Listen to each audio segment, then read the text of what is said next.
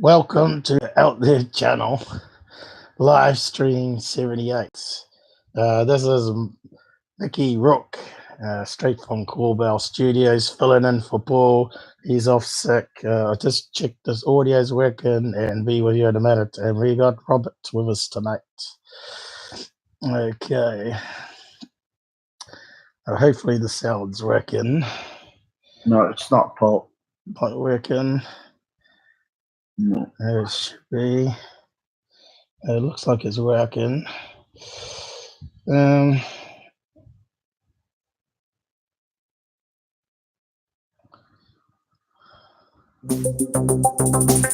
comes out. Looks like it's good. Yeah, it's good.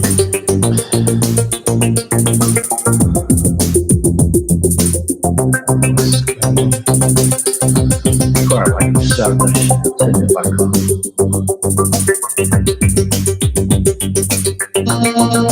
Yeah, my voice is gonna keep going in and out rough.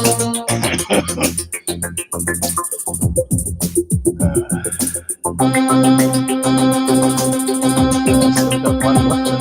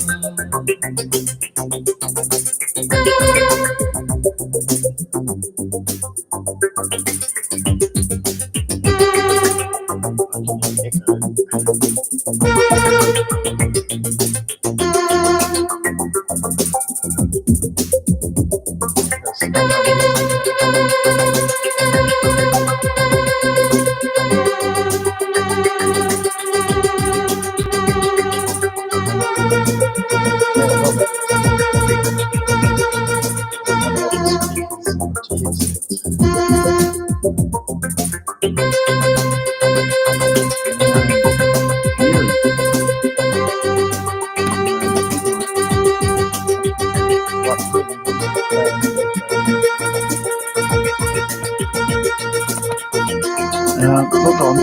It shouldn't have changed settings. Can you hear this? That's very loud. Yeah, I can hear the music playing there, which is strange. No, I turned it off now. This the mic was picking up on the headsets. Yeah, I think it was.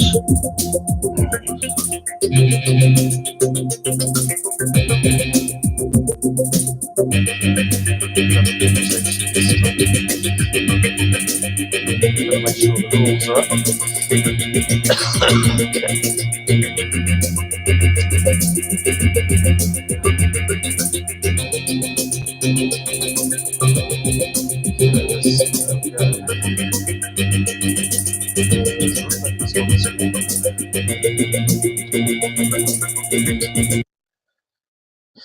Yes, so I've had a bad flu since the weekend, which I don't normally get flus, but it's not the usual flu where you get runny nose and sore throat. Instead, what I've got is this itchy lungs where I keep coughing, and it's affected my larynx. So sometimes you'll hear me sound like Mickey Rook or some of those rough voice people. So I'll do my best. The show's got to go on. Robert will do a lot of talking tonight because he's going to talk about Hynek. Well, I'll do all the talking. You just point me out, Paul. Yeah, I'll just my do. voice is very good, I think. I'll do some MUFON debunks at the end. I need to look at that case and plane finder. Oh well, you have to do that one. Yes. Yeah, well, I have to finish it off. I was going to look on plane finder to see if we can find 2 planes that she said chased this UFO. So we're going to go on plane finder to see if we can verify his story. And But the thing is, military jets generally won't have call ID on. So I hope everyone can hear me okay. I've turned up the volume a little bit because I'm sounding like I'm straight from a Corbell movie called Bob Lazar. Yeah, it's kind of funny. So even if I try and yell, my voice goes even lower. It's strange. Sounds more like something from The Godfather. Godfather. Oh, we'll put a dead horse on his bed tomorrow. Yeah. Who we got in the side? That's from Jamie Corbell, yeah. Who we got in the side? One on either side. Hey, we got Jamal on. That's a rare occurrence. Hey, Jamal. No, Jamal, you need to be an honorary voice member. You need to get onto Hangouts and get yourself a headset. So you can talk rather than type if you want. So yeah, my voice, as you can see, is really bad.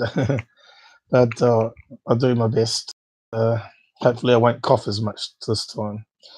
But my computer powered off. There's no warning whatsoever just before. And I hope it doesn't happen midstream. I think I got about... I'm not sure if I can reconnect if I get my computer blows up from overheating. But I've got 2 fans on it at the moment. And what temperature have we got at the moment? We've got the Hangouts going. We've got the streams going. Sitting at 93. So if it sticks there or less, we're okay, I think. And I'm in danger of freezing. And Paul's complaining. It's about 26 in the bedroom at the moment. Yeah. And I got the window open and fans going. I'm like -2 here. Heat in full blast. So, Jamal, what have you been up to? Yeah. I got a flu. Well, Mum was sneezing and coughing, and I thought, well, it won't get me. But this time it did, because I'm on eye drops that lower my immune system. So maybe it did lower it enough for this thing to get me this time. But I think it's having a hard time winning, but it's sort of gone to my throat. And it's not sore or anything. It's just affected my voice box for some reason. Maybe it's a Men in Black virus to try and silence me. It's called laryngitis, not Men in Black-itis. Come on now. Look, I've got to keep up with the hoaxes out there. Yeah. I know that. Yeah. I was just trying to smooth you over. And the government shows really. Oh, well, that yeah, thanks, mate.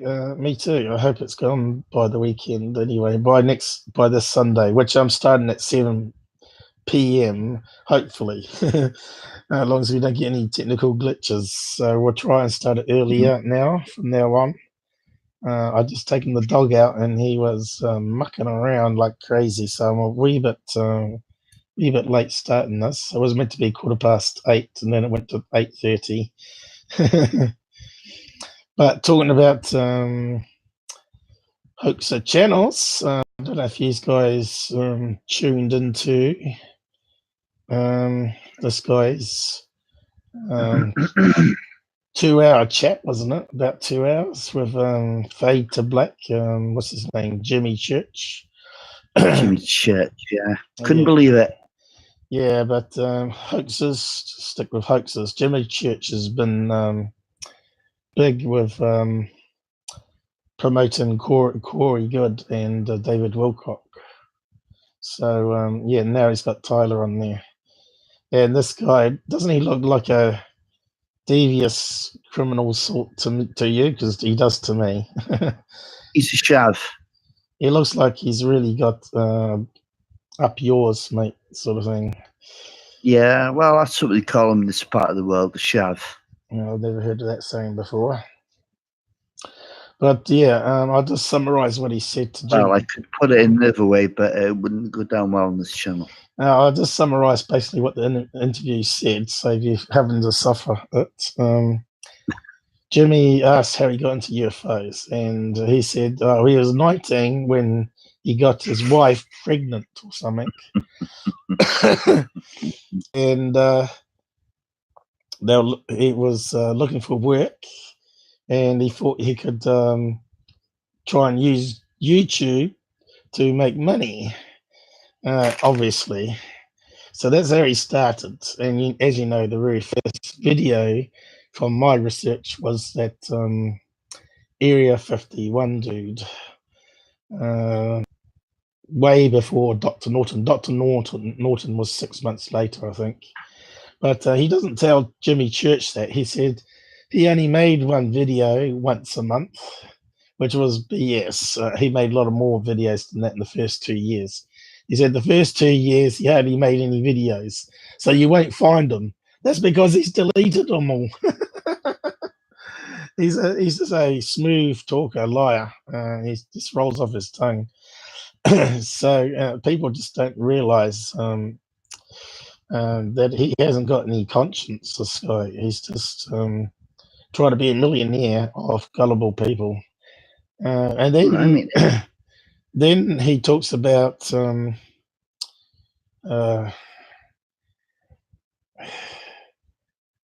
how he grew so fast. He said he doesn't really know. Well, we know exactly how he grew fast. He created a fake Photoshop video of a cube UFO. Remember that one? And he went to UK Express, express.co.uk, and that Austin, what's his name, is John Austin, promoted it, and then it went viral from that point. And he went from like 50,000 subs or something all the way up to, no, it was less than that, 25,000 subs or something, all the way up to 100,000.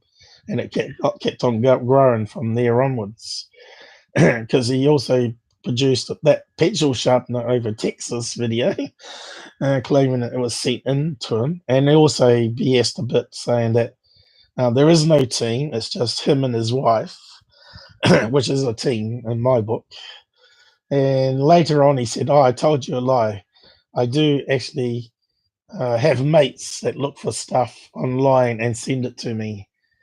He's talking about Mavi777, another hoax channel, and Street Cat 1, who's obviously now dead. Rest in peace. And other people like that, of course. But he's still got a couple new guys, Mavi and some other person I'm not too sure on. And then it just blabs on for 2 hours. What did they talk about? His latest video on Area 51 S4 being found. Maybe I should bring it up and show you, but he claims he's now found the hangars that Bob Lazar was talking about. So yeah, they talk about that. And what else did they talk about? He talked about how he gets a lot of hate mail and gets trolled a lot, and people, and he says he's not perfect and he lets the odd CGI slip through and all this. So he was making excuses, trying to cover up his channel activities, saying it wasn't him, that he gets sent the stuff. So yeah, if you haven't had a listen to it, just go and have a listen to the Jimmy Church one. I suppose I got a link. Well, Javel, I would recommend you turn it off after 10 minutes before you fill up all of yourself. Well, because it's not bad. I'll post my Twitter link here to it. Is that the right link? I guess no, it's not the right link. Hang on, I got to open it up bigger. There we go. And the link is further down here at the bottom. Don't do it. Don't do it. Don't do it.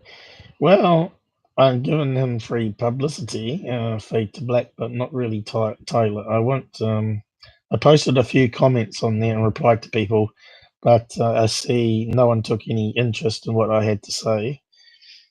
He had like when I last looked, about 1,000 fans saying, "I come over from Tyler. I saw him talking about your show to come to listen to it." So yeah. So I wasn't going to say too much on that, but it was just a load of smooth lies that he was blabbing out. Yep. We'll just have a quick look at his Area 50 S4 installation.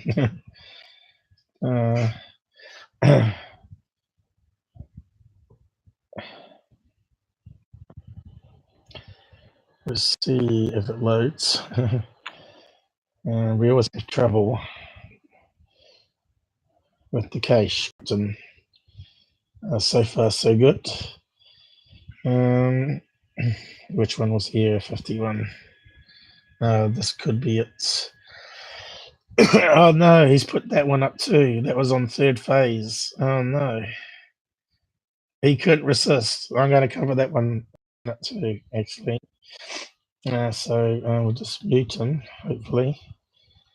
Where's the mute? Yeah. Okay. We'll just show you his famous map of Area 51 where someone sent him the location of S4. So he talks about it. Let's see. He talks about the original location.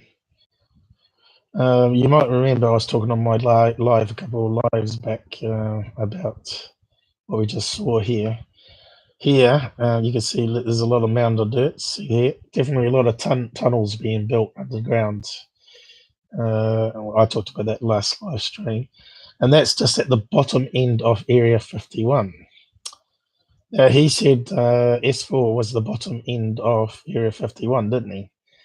But he said Papoose Lake. Let's see. But if you have a look at that square bit, it looks like an underground lift for planes. I reckon planes land and then they taxi along this runway here. It's quite big. It doesn't look very big on the satellite map, but this is a lot of dirt here, and this is a big area. It's very funny shape here, and it almost looks like a plane would go in the middle here, or a UFO, or whatever, and simply that would go underground there, and it's right next to the mountain, and it's opposite up this angle here is where that big square thing is on the other side of the mountain, south of Area 51. But right down here is Papoose Lake, and that's where they said S4 was around about here. So I covered that in a few lives back. If you haven't seen it, it's well worth checking it out. It was on the Bob Lassar Debunked, and I added it at the end, I think it was. But he said it's not here, and so he goes north of Area 51. So that's Papoose Lake. So he goes forward, but he doesn't do it in real time. He does it with snapshots, unfortunately, and fly-ins. So he goes way up the top here to this area here, where he says there's 3 hangars and a big road going around it.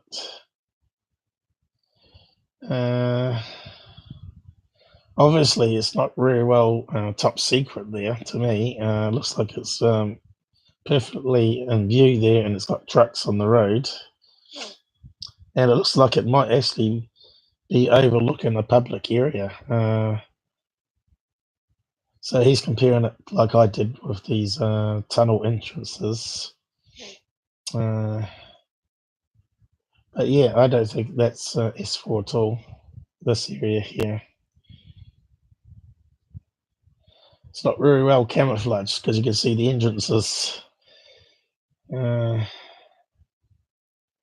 can see a big truck here on the corner. Are you still there, Robert? Yes. Well, I thought you might have muted your mic. You're very quiet. Well, your dog is. Your dog's quiet. Shh. Is he sleeping? It might be too early for him. So yeah, so he reckons that's S4. So Fade to Black was talking about this. So just go over the other stuff. Okay, he's talking about the radar anomaly that happened I won't click on it. But this was a radar map that happened above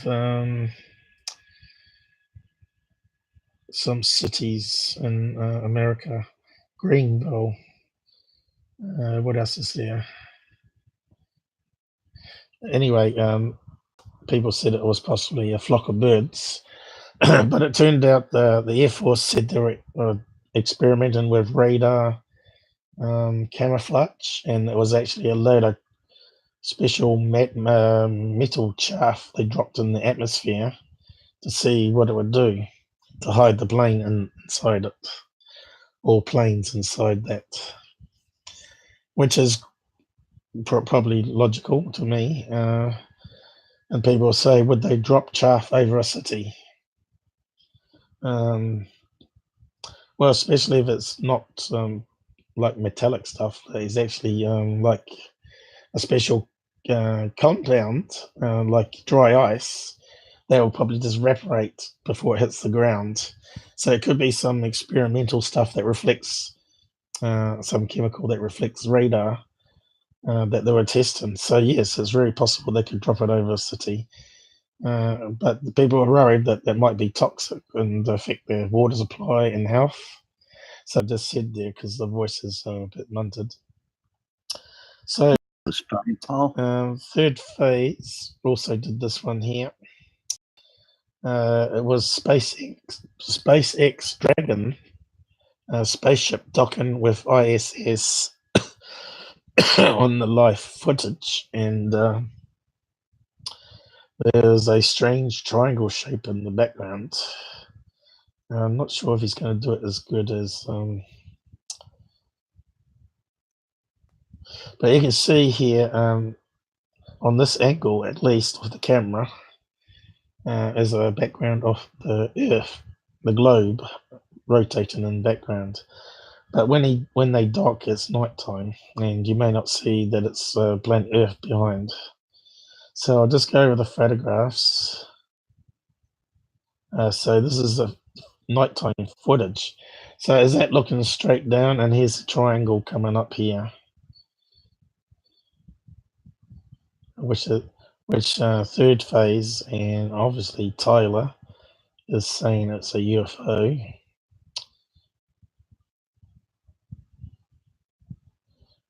What's he saying? We'll play some of it. Where it shows them trying to get the spacecraft, its final docking with the ISS. But there's one point right towards the very beginning of the live stream where we see space, we see the Dragon spacecraft just sort of floating there in the distance, when all of a sudden it would appear that something else comes into frame, moving in the background, and actually passes back behind the Dragon. Now the question is, if we're looking at lights of a city below, could that have been city lights moving that fast across the screen? And I don't know. So Third Phase also put one up, which we'll go to theirs just to show you. Hey, I can hear your dog. Jamal, did you see the animated gift I did with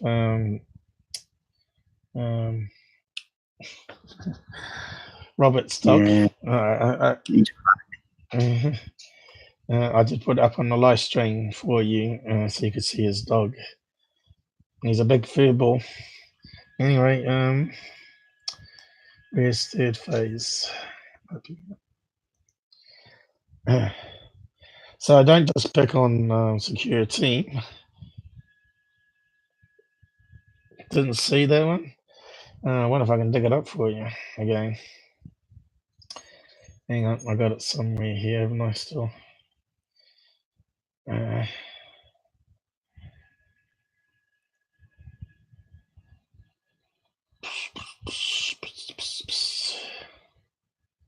Yep. Here it is. I'll just see if I can drop it on browser so you can see it big screen.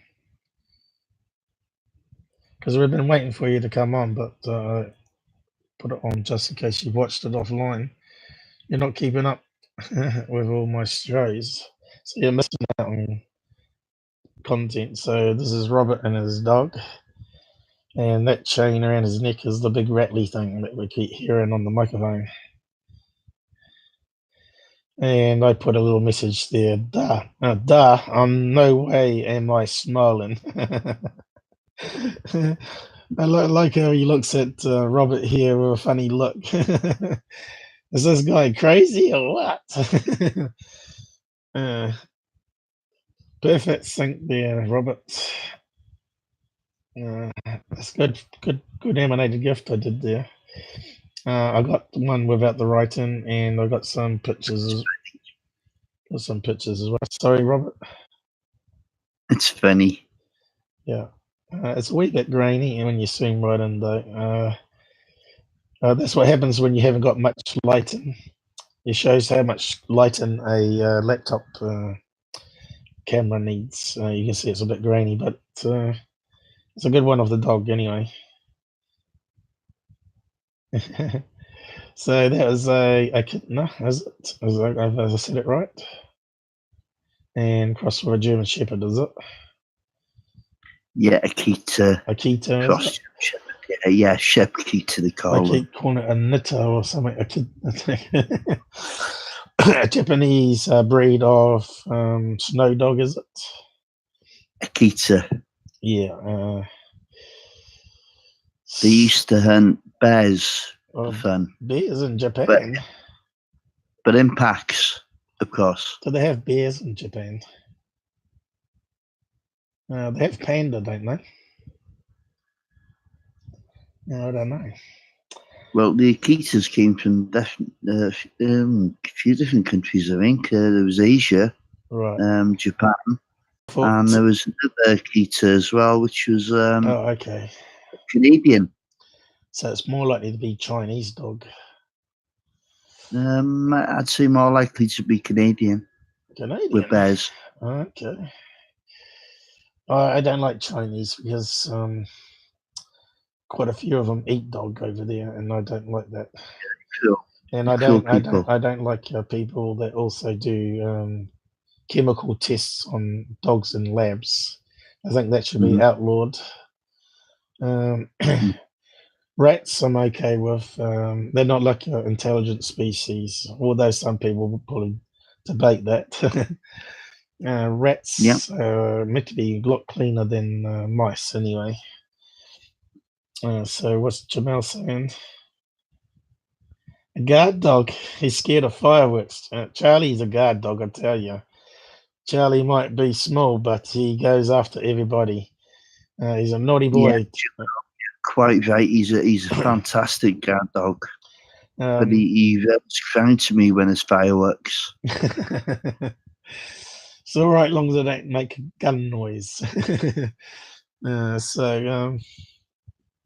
Where do we get to?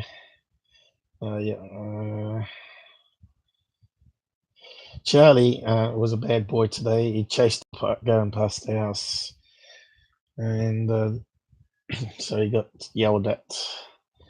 Oh well, it's a dog. That's what he does. So what did they put out here? Crater on Mars again. Looks like a pile of rocks with a shadow on it. But this is the same one as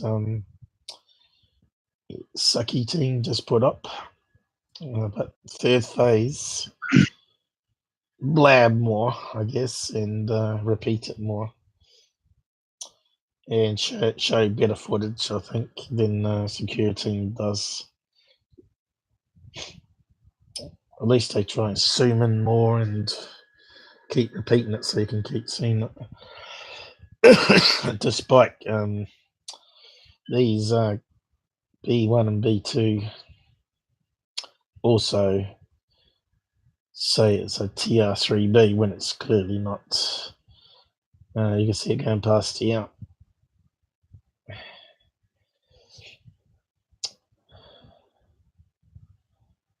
And they start zooming in. They keep repeating it.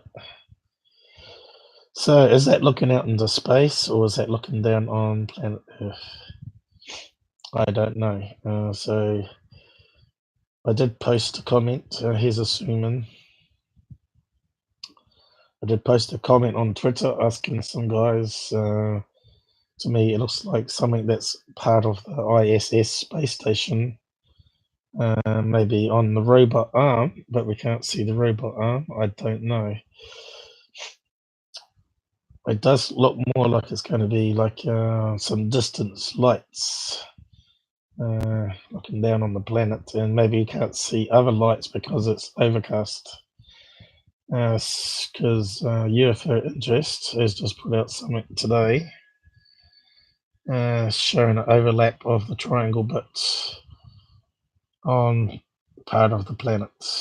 So someone's probably worked out that it was looking down on the planet and not at space.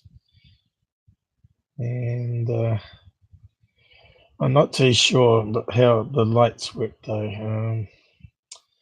It looks convincing, but I'm not 100% convinced it's a chunk of land there. It looks too bright, and it's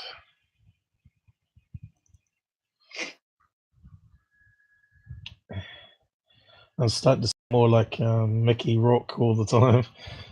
So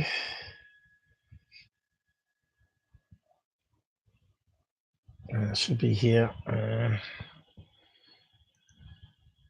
I think. What did I call it? SpaceX. Yeah, that's the one. So these are the images I pulled. So first one was from the channel, and that was enhancement. Now, does it look like city lights? You can see here it passes behind a solar cell of the spacecraft, which is docking with the International Space Station. Does it look like it's going to be city lights to you there, Robert, on the planet? Are you there? Okay, just unmuted again now. Having a look at that now. Yeah, that's my enhancement of the dark areas, so you can see it better. Yeah. So, you know, that really could be anything. It looks like that it's an overhead. Well, they're saying it's city lights, and here's a overlay of the Earth. Yeah, well, I said overhead, didn't I? And yeah, okay, we'll go with that. But I can't see how the city lights matches with this map. You know what I mean? I just because they look, but bright areas look too bright. Well, I never knew you had the data to look at which city and well, what have you. Someone reckons they overlapped it with city lights. So they must have worked out which direction the camera was looking. I didn't know which way the camera was looking, so I reached out on my Twitter a day or so before.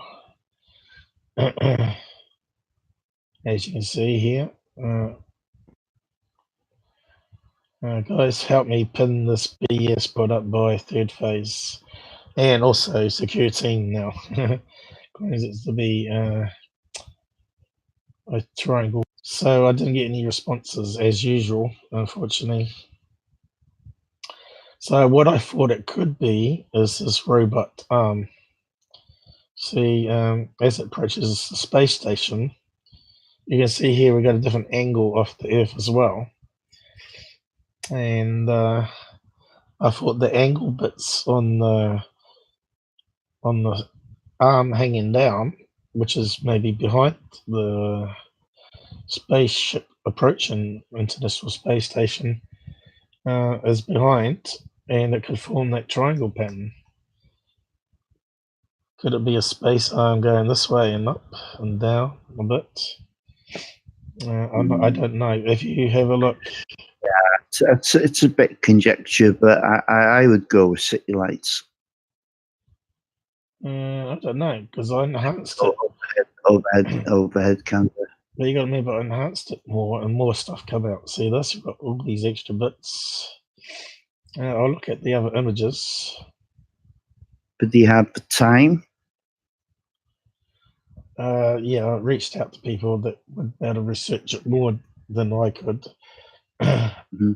Which Hawkeye is normally good with the NASA stuff, but he didn't respond to me. As you know, I'm the most hated UFO channel, not just by the hoaxers, but also by the debunkers. So they don't really work with me too much, as you realize. But I don't care. I keep on doing what I'm doing. If I get something wrong, I will correct myself later, or if we get more information. But for me, this is doesn't look like it's going to be a UFO. It's a UFO in the sense that we don't know what it is. So yeah, I thought it might be the space arm. This is one angle of it here. I'm not sure what they use it for, but they do have a lot of things attached to the end. But I thought, the other thing is the gold color looks like, the sort of gold wrap you'd get on satellites and on the space station itself. Okay. You know what I mean? They wrap it with gold tin foil, and that kind of looks like some part on the space station that's got tin foil. Well, that's the anti-radiation kind of thing they had, don't they? Yeah, see here, it looks a bit hard to tell if it's city lights. It looks too bright to be city lights to me. It still looks like it could be a robot arm coming down here, and then going along here, and then bending in. You know what I mean? That's what I thought. Yeah. That's what I thought. They also have coating over them so they can come through the atmosphere without burning it. And what's Jamal? Is he still here? What do you think on that one?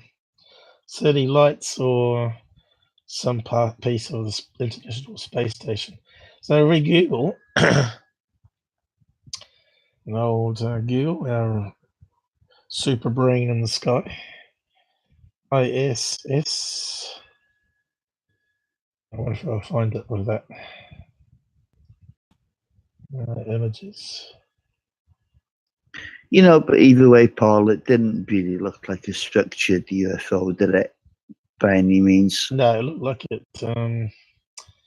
It's over that gold tin foil stuff. You can see the space station is very big. I'll see if I can zoom in some images. Look how big it is. And here's the robot arm I'm talking about here. My cursor is probably in the wrong place, but they got lots of bits and pieces hanging down. That could easily be as it's docking towards the space station that the camera's picking up a corner of a solar panel or a robot arm that's got something else on it. You know what I mean? But there could be city lights, but it's just a funny color. We got another one here.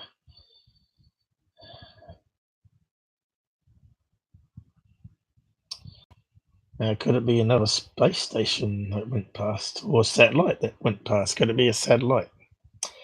Could well be. Could have been the gold covering of a satellite that passed. But I'm sure people would know the orbit it was taken and verify it either way. But I didn't have time to research it, and I knew someone would be debunking it before long. That knows more about NASA stuff than I do. So here's another one with robot arm just hanging down. Have a look at this one.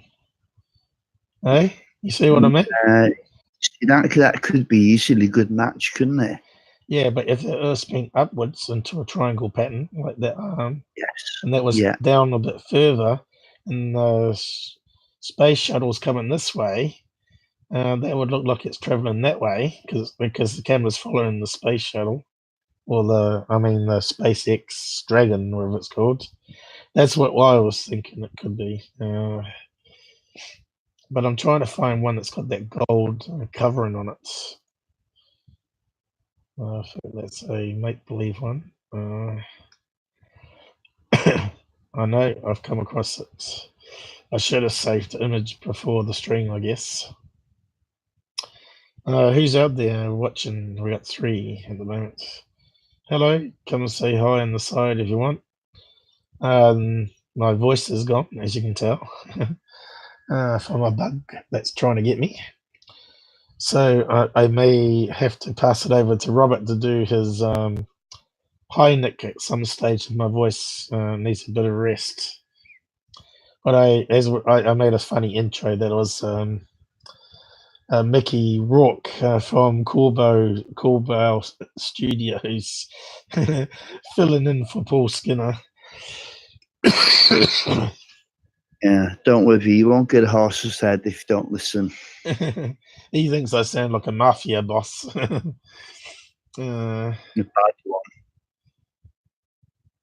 That's because they chain smoke a lot with the rough voices. I don't know. Cigars? Cigars, yeah, it could be. No, I don't think they bother with normal cigarettes. I'm just trying to find that gold. Okay. But they've Yeah, definitely got examples outwardly being interpreted as the issue that we looked at earlier. I think you'd have to find a side-by-side comparison of city lights. That's that bright, and dim it down, and dim it down, and I still think it's city lights, though. Yeah, it's a bit hard to tell because it doesn't have. It seems to have, like these right angle bits in it, like the space arm dangling down. So I don't know. Maybe there's a wrong angle. But they do use that space arm a bit for some reasons. You need to show the guys the original photo again now, because a couple of people new joining in. Yeah. And, they're not going to know what you're looking for. All right. So we're talking about this Dragon SpaceX docking, and there was an image of this as it passed behind. And it moved quite fast. So where was the video? There we go. And that's an alien spacecraft. Finally. Third Phase and Secureteam have put it up. So here it is going past. Could it be the space arm that's a bit further away from the camera than normal? And that's why it's dark.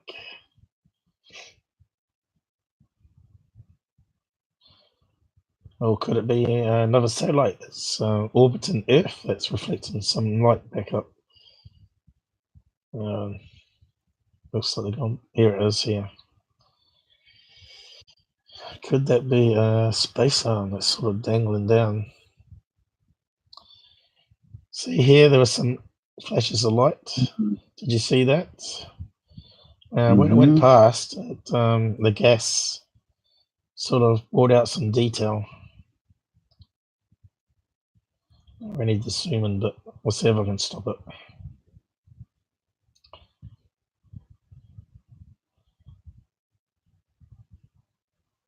Coming up as it goes on behind this. So it's not lens flare or reflection like we normally get. See here, there's a couple of specks that light up. See here? There, and there. When this jet happens.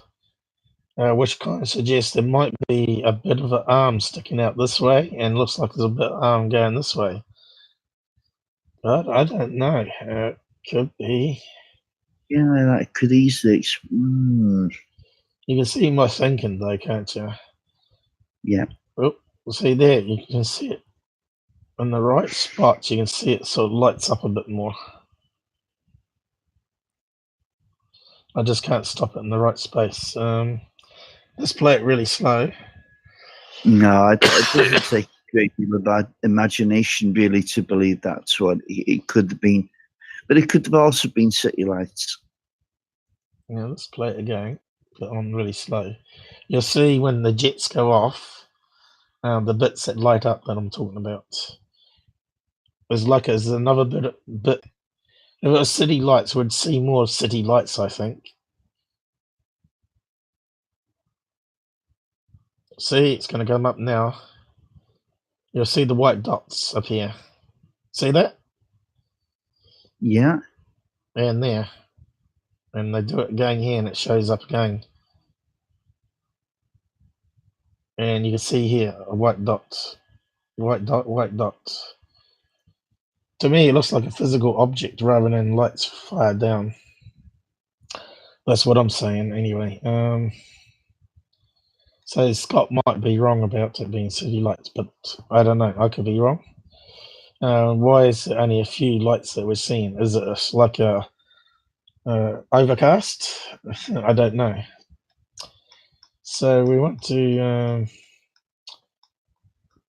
look up a normal satellite. Jamal, what did Jamal have to say? It's good to be back. Yeah, you heard my theme song now, have you? I was going to get you to sing it. Or me and you can sing it together. We can come on the headset and we can say it's good to be back. Looking at UFO stuff.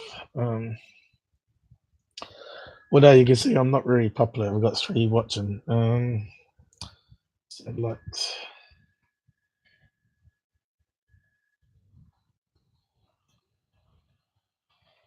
So this is what I'm talking about here. Could it be something like this?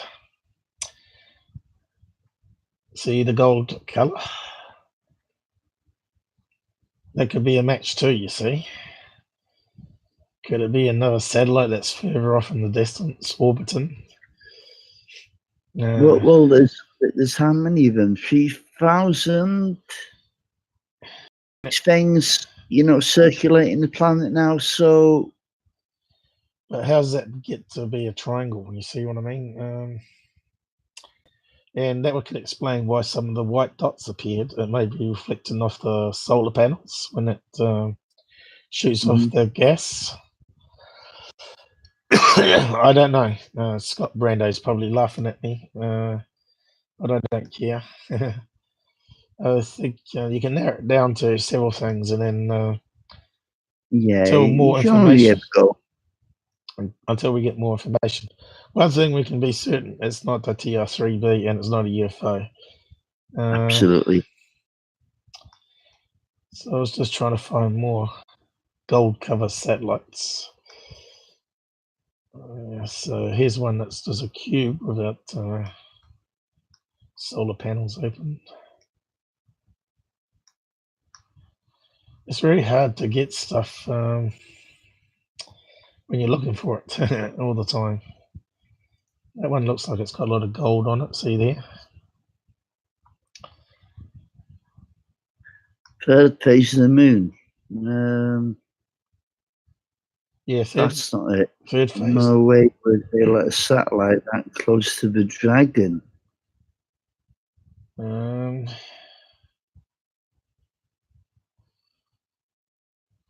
Unless they wanted to film it. Because it is SpaceX, right? The question is, has he got a satellite up there that's got permission to do filming in space? So there's all sorts of possibilities. I'm pretty sure these guys are going to find a proper gold bit on the ISS.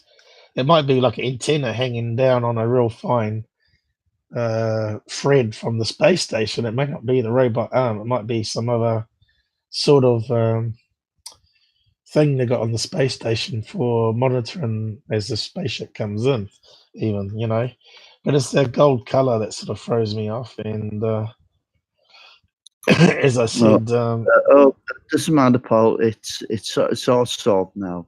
Third phase of the moon. Your debunking is flawed. It's a UFO for sure. There we go. Yeah, you see here. It looks like it could be like. It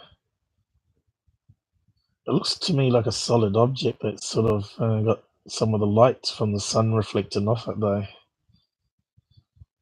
But to me, it could be a space arm, you know, like the robot arm coming down here, there, and we just can't see the rest of it because it's too far from the distance. So if we look at the space arm, what's happened? I clicked on something. Let's get more pictures of this space arm. How can anyone call that a UFO for sure? Well, a hoax channel that wants a lot of views for it. Yeah, I guess, yeah. Station robot arm. Let's have a look more pictures at this. Could they have the robot arm covered in silver, gold cover? Could they have changed it from white to gold? So here's all the different angles this thing can have, you know. Crazy angles on it. Look how long it is. Look at that one here. Is that a model of it? What's that saying? Given a spare arm to space. So is it another robot arm that's similar? I don't know. No. That's a massive space arm. Look how many joints that's got. Here's one grabbing the satellite from the space station. Well, not satellite. What is it? A mission pod or something? Please tell me you think it is LOL. Keep it up, you guys. You have no clue what a UFO is. Well, I tell you what, mate. Yeah? Who said that? You put up a good picture of the UFO, yeah, without question, and we'll. I just put up some theories here. It's definitely not a UFO. So I'm gonna say that Scott Brando doesn't have a clue as well. I mean, it's an anomaly for sure, but it's not a UFO. I'm not too sure. I believe it's city lights though. Because it looks more solid.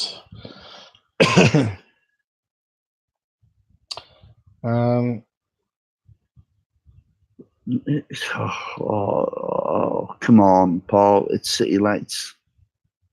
I don't know. See the street network, everything. We'll find out more because they'll be investigating it more for sure. Yeah, sure, yeah. Scott will keep on to it and he'll get and put it all together.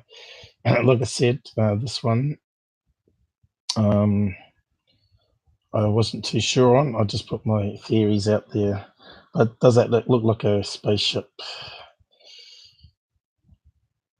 That doesn't look like a spaceship.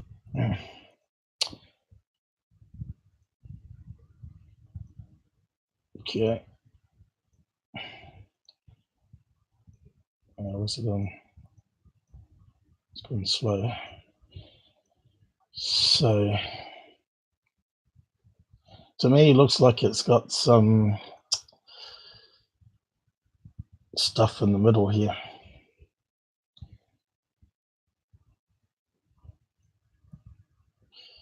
But obviously it's out of focus. You can see it's out of focus. Yeah, it makes it all the harder to find. Yeah. Yeah, but I can see now why you think it maybe not city lights. Yeah. I don't know, but it's I don't see it as a UFO. No.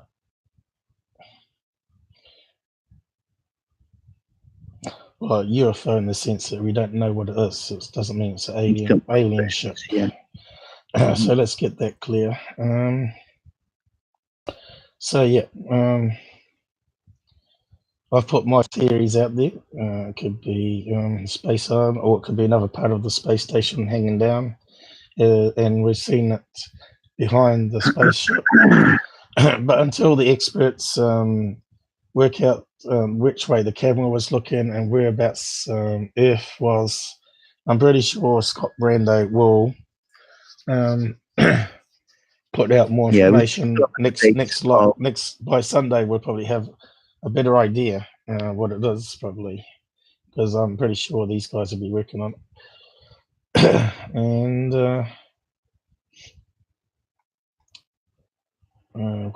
was there anything else here that Scott was going on about?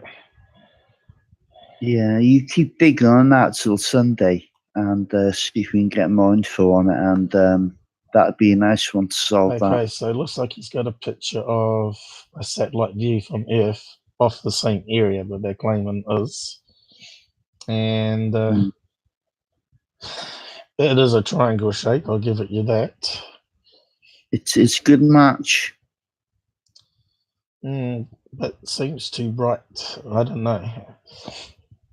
And why can't we see other lights? So I would like to know how overcast it was. So has Third Phase done a hit and run job here, has he? Oh, he's left few matches.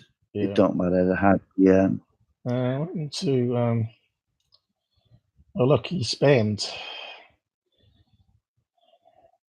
Normally I would simply hide them forever. But yeah, they can have their say. Welcome to have their say.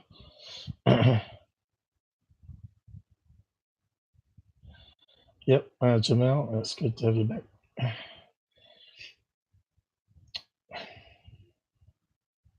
Yeah, we just covered all that. We covered about the booster, didn't we? And it actually shows up a few more specks of light, which is why I'm saying it looks like it could be a reflection of a part of something, like a space arm. So he jumped on at the wrong time instead of listening to the whole explanation. Yeah, well, there's so much junk flying out there. Yeah, well, at least I didn't try and create a hoax UFO on a live stream and then delete it after getting called out.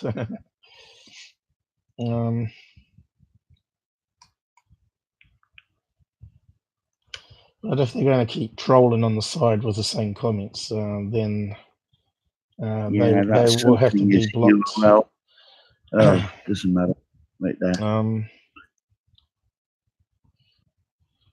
I don't mind them having different comments, but just keep spamming the side is just not on.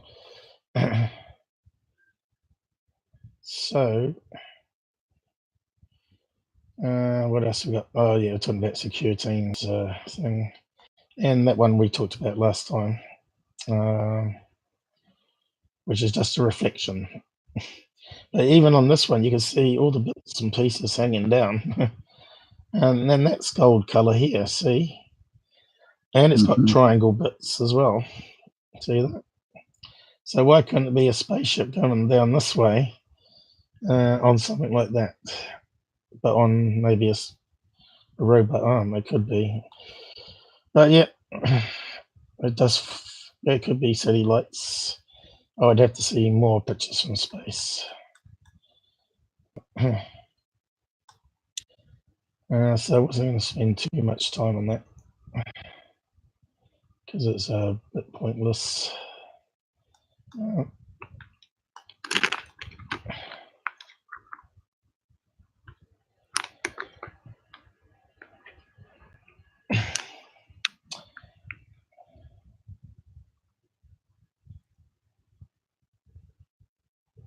See, you got these little dots of lights that happen when the booster goes off,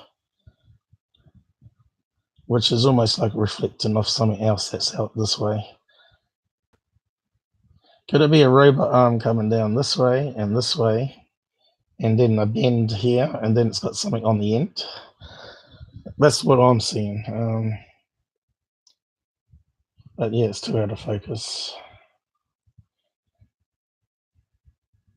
Here's another example of space arms that we're looking at. And you can see how long it is, you know, how much reach it's got.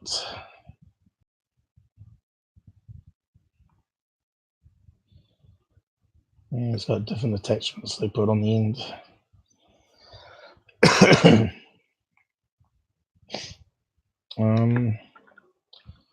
Yeah, I think we've done a dash on that one. Mm-hmm. Sometimes you look through images and something just pops straight, where you get a space arm that's got a bit on the end, which sort of matches up. Yeah, it's rare going to get like absolutely perfect match, isn't it? Yeah. And I was going to talk about Jim Oberg's post, and I was going to do this UFO analysis on this a bit more. This is a very interesting sighting, and it was a bit hard to work out what it could be. Okay. The video was rubbish, but the pictures were very high quality. So yeah, we heard from Jim, who's jumping down the side here, third face still. What they posting the same thing over and over again, were they? Yeah. No, they just don't learn, do they? Is it really them? Is that their icon? Eh? Is that their icon? Yeah. I don't know. But today, or one day ago now, Jim Oberg, ex-NASA guy, he sent this link here. He's been in contact with me. My draft report observations of December on the Solar's launch, seen from ISS, space station, and ground range. So I had a look at that article he's written, and it's well done. So yeah, but it's also stating the obvious. Yeah, that's what I said in the post after him. I said, what's in the article is pretty obvious. It's rockets. So these are some pictures that get reported as UFOs in Russia. He deals with a lot of Russian news, and obviously he's done. Yeah, I've noticed that. He's done a lot of work here, analyzing paths and rocket stages, and further down, he has pictures claiming to be on the news of being UFOs. So this is, you know, how that's like the TIE fighter window looking down on Earth here. Now, there it is on the space station. So there's a robot arm there. So they got multiple robot arms. They got one here, one here, one here, and all different sizes, different fittings. Amazing. But yeah, there's complex. Yeah. There's a TIE fighter window that they're looking through here. Way at the bottom. So it's like closer up, of course. What's these bits here though? They open up and put covers on the hatches to protect it from micro meteorites, I guess. Mm-hmm. That's pretty clever. And so I mean, I don't know real those things. I mean, if it's traveling that speed, even if they're that small, surely it should just make a hole through anything. Yeah, here's Jim. I don't know. Here's the guy, Jim, in the background. Yeah, that's Jim Oberg. Yeah, he's at all the place. And here's one with a smoky trail in space, which Third Phase would say was made by a UFO, which is definitely a rocket going into space and leaving a water vapor trail. But to me, that's so obvious. But maybe he has to.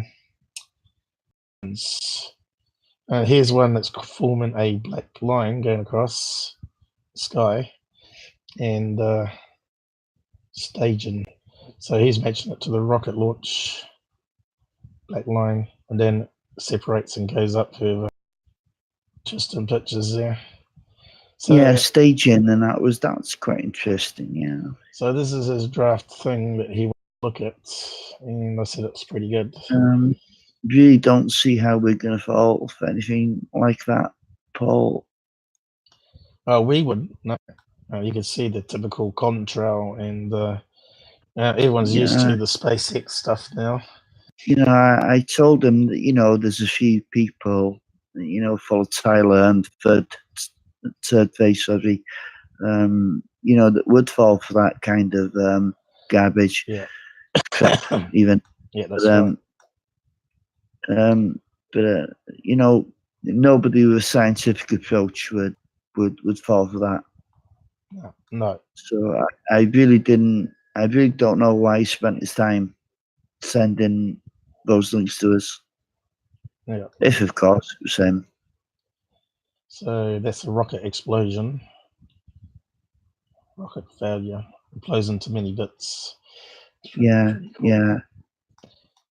But you can see it's still not a structured vehicle of any kind. We haven't got down to. It's in pieces, isn't it?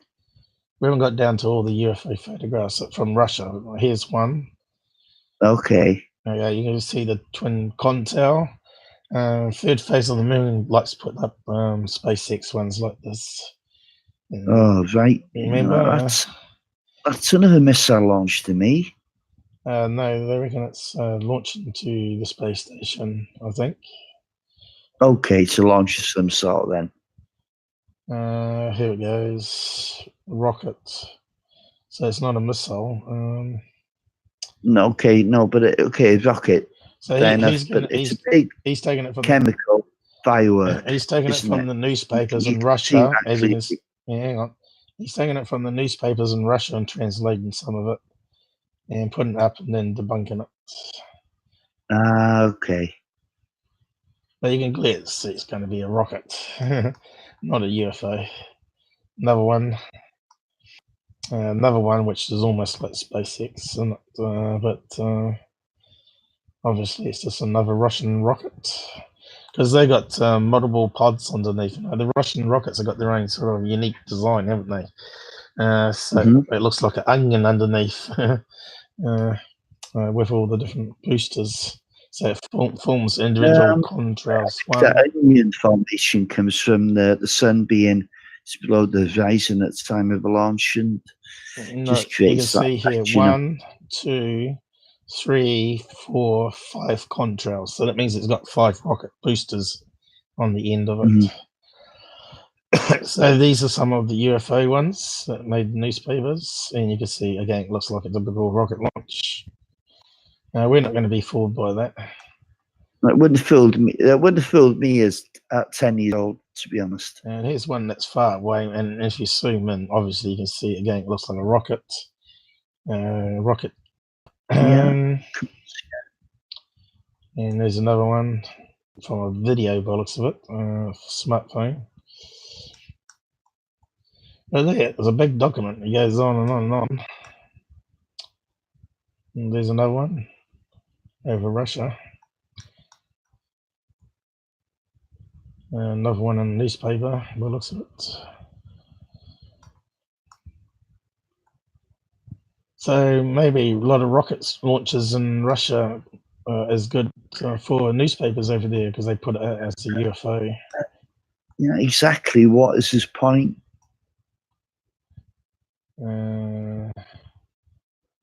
What's the point of the article? To debunk it to the Russian public, maybe.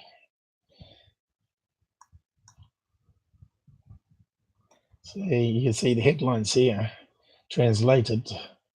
Novosibirsk UFO over Novosibirsk. I'm not sure how you say that. Novosibirsk. Oh God. You're not. Novosibirsk. Doesn't matter. I meant people's names and place names all the time. So here's some more UFO pictures, which are rockets. So yeah, I can't fault his analysis, but they're not exactly hard ones, is it? I felt like saying, why don't you pick on some more? Well, I mean, you know, I gave him the Iranian 1976 case to solve, and he turned around and said, "I've got no intention of solving every single case." No. I thought, well, you can't solve one. And he was asking me to give me one good case. So I chose one. Yeah. And he didn't want to know. And I thought, this guy's not playing ball. Well, because he can only analyze NASA stuff, I think you'll find. I think, yeah. And I think he's a pro debunker. I think that Makes it good chill, actually. That's all I was going to cover, and I was going to hand it over to you, and then I was going to do this MUFON case, and maybe look. Yeah, you didn't. My voice needs a bit of a break, unfortunately. Oh, have a drink, yeah. So if you want to bring up something on the screen, post it down the side, and I'll post it up here. Oh, okay. So we're going to talk about Hynek, Alan yeah. J. Hynek. Robert knows all about him without reading off the screen. Well, I mean, I don't want to bring up the obvious stuff, so I'll post this. This is by PSYOP, by the way. So you can treat this. The wiki page is pretty good. The wiki page is pretty good, though. Yeah, I will do. Or you can read out something else. Just tell me where you want to start. Yeah, I'm just putting that one up now, okay? If you want to. I thought you were going to post it down the side so anyone can click it. Yeah. I mean, Hynek was introduced right from the beginning in 1947. He was part of Project Sign, which came to after, I think it was less than 12 months, came to the extraordinary conclusion even, that UFOs were interplanetary vehicles.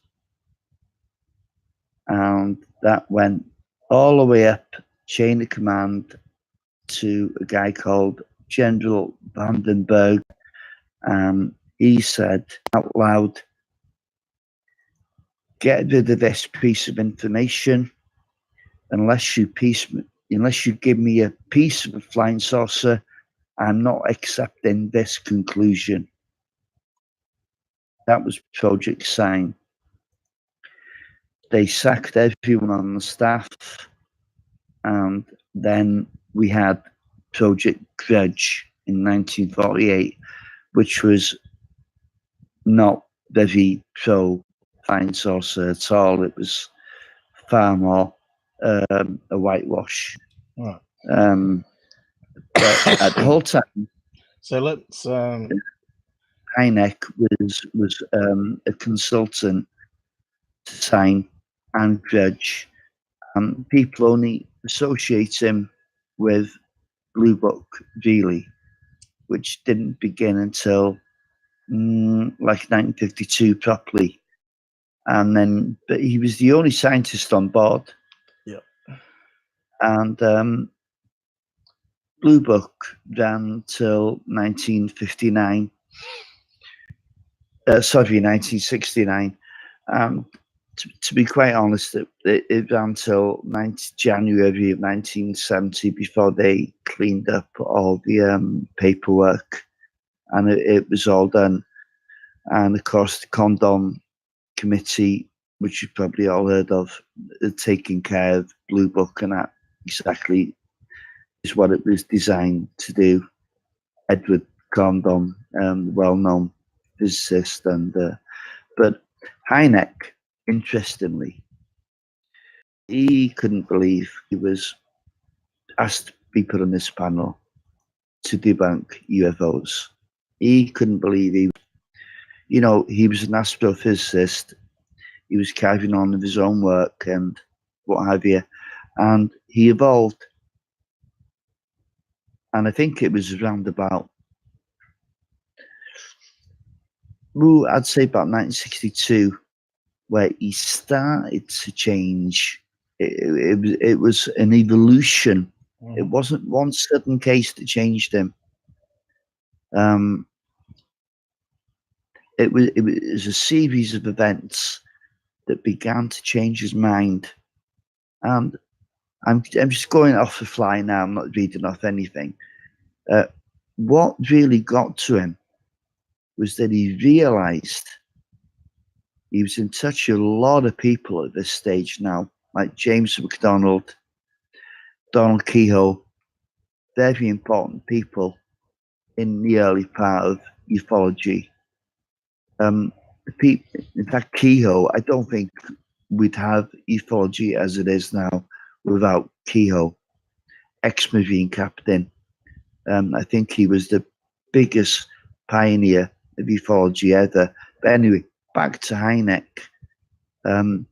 He was a little bit meek and mild in his way, unlike Kehoe and McDonald. But nevertheless, he kept all the papers. Excuse me. He made his own study in the end. He turned full circle. No question of that. And he became a complete believer and said it in public. But do you know, because he was so skeptical in the beginning, the Lorentzens, driven sister combination, I think they were QFOS, weren't they? Yeah, they were an early group, one of the earliest groups other than NICAP. And they didn't want nothing to do with him. They really thought he had connections with CIA, and they always thought once a debunker, always a debunker. And Hynek actually, he actually called his own you know, little audience, and he only invited a certain few people, and all those people had to have PhD background, science, what have you. And whoa, that upset an awful lot of people. In the UFO community. So even after he'd gone from skeptic to believer, he was still managing to upset people. He'd been a debunker, and in some people's eyes, he always was. But okay, we can have a look at. Can I just interrupt you there? Now, he was famous with the quote swamp gas, but it was apparently taken out of context. Well, I read his book. No. He said in his book. He didn't say swamp gas, though. He did. Not swamp gas. He called it something else. Richard Dolan, he did a little clip on it last week about Hynek. He said it was. Didn't say swamp gas. He said it was atmospherics around above. No. It was yeah, okay. That was temperature inversion. You're talking about. Yeah. But apparently, it was, the reporter said, "Oh, it's swamp gas," and that's how it sort of went from there. He called it marsh gas or marsh lights, and he called it all kinds of things, but it was the same thing. Yeah. Well, let's just get that bit out the way then, and then I'll let you carry on. Hynek, swamp gas. Proof, maybe. Where's it come from? Where's what we on? Have I spelled his name right?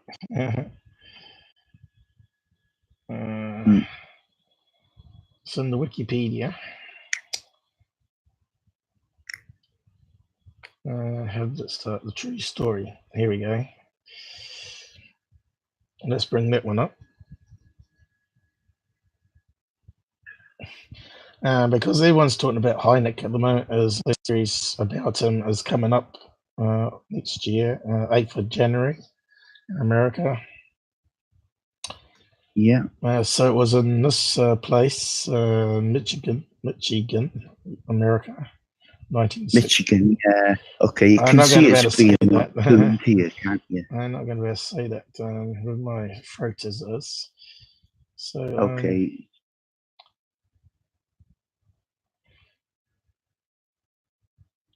So I'm just trying to find how it started, the statement. So whereabouts is it?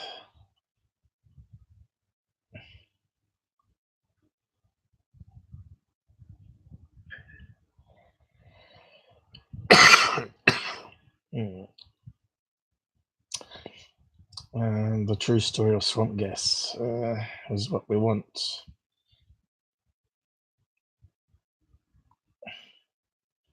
I can't see it there, just scrolling through. Hang on. Okay, Paul, but I could only say that, you know, this theoretical thing of swamp gas had only been seen in a lab. It had never actually been seen in reality. So it was and he was he got some very divisive remarks of right, okay. Here's the thing that we're after. Okay. By Hynek's own accounts, the scene and members of the sightings in Dexter, Hynek gave a press conference in Detroit, the biggest ever at the Detroit Press Club, is it? Yep. He attributed his events to Dexter gas.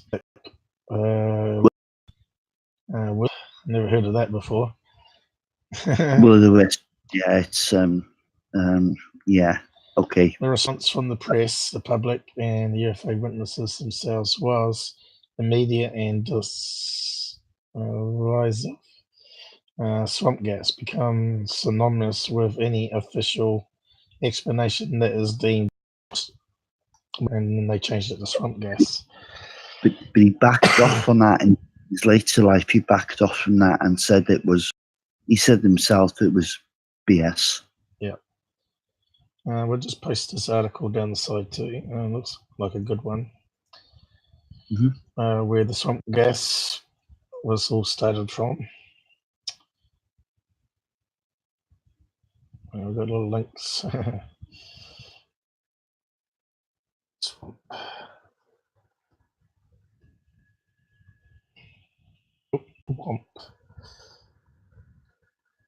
These are not working.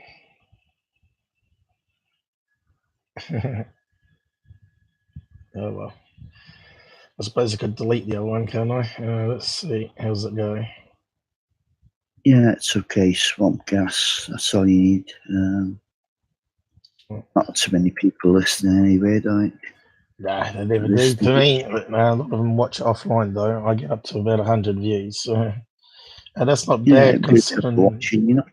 It's not bad considering how much I'm hated by the hoaxers as well as the debunkers. And my mere 1,300 followers there. So,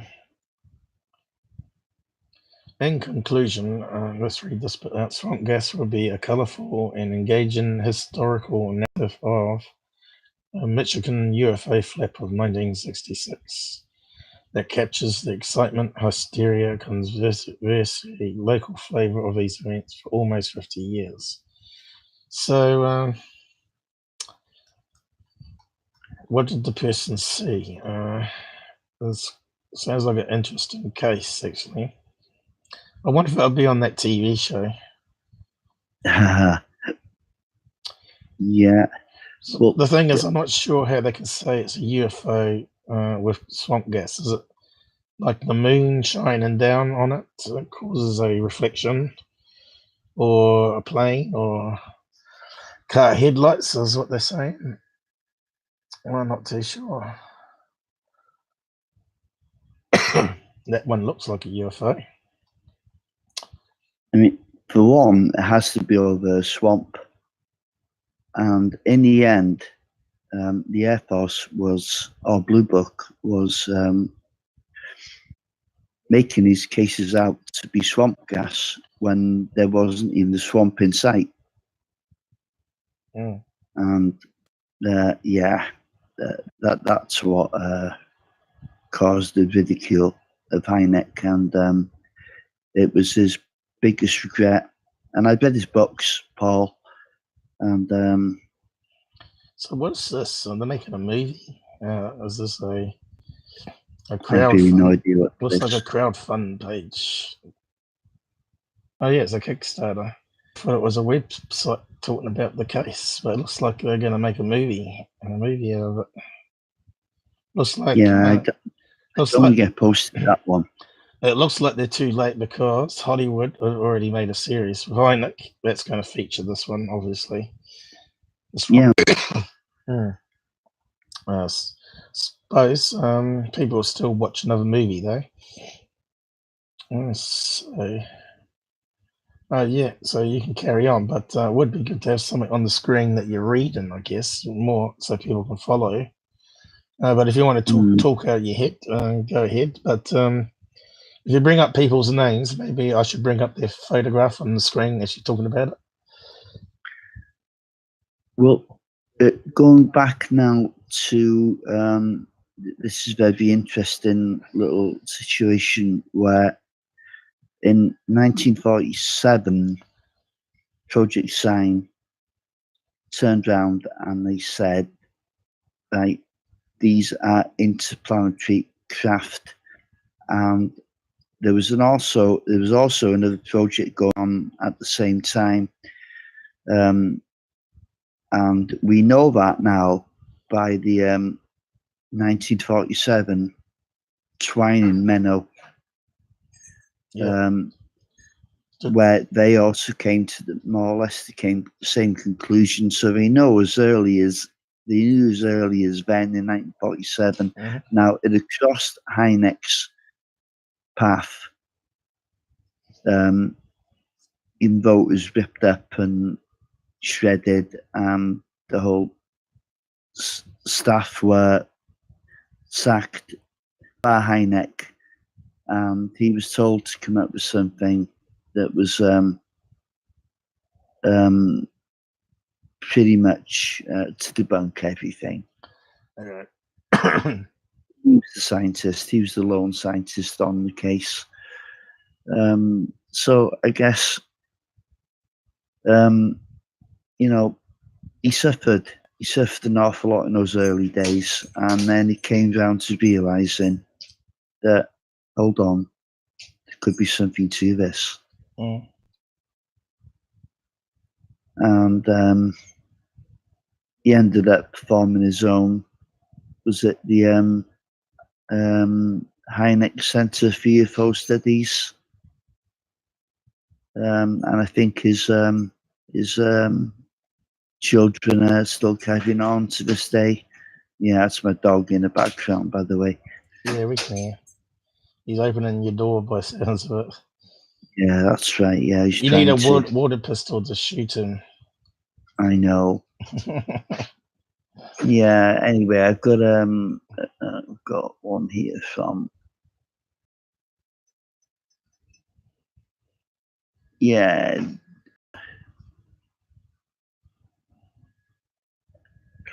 Okay, I'll read this out. The Center for UFO Study was started by Dr. J. Allen Hynek, who was a professor of astronomy is this the one at we're looking at Ohio State. Which part are we reading here? Hang on. Need to get it on the screen. It's not on screen, Paul. I can put it on if you want. This one, it's CSI. Yep, we'll put it up on the screen so people can read along with you. Post it in the side chat. That saves me having to repost it. I'm afraid my voice is getting worse and forward. I know. There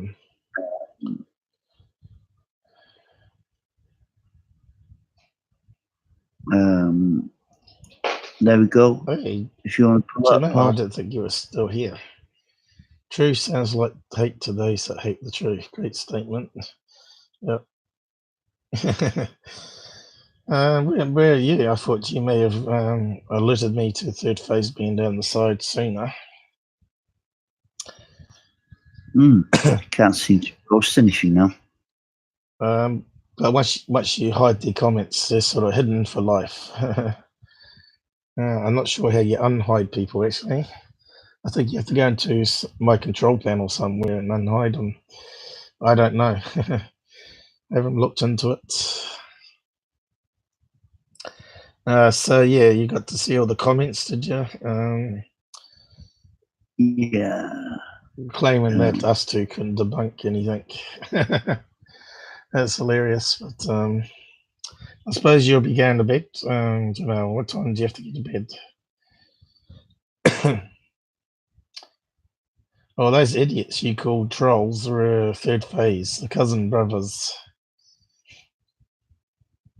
who are thickened as thieves with so-called truther UFO proof. I'll put it down here. Yeah, okay. You got 2 links. Like that. That one. Okay, so I'm going up now. Can I put this one up? The last one up. I thought they're both the same. No. Yeah. We'll just see what that one brings up. Copy. Oh, that's very small.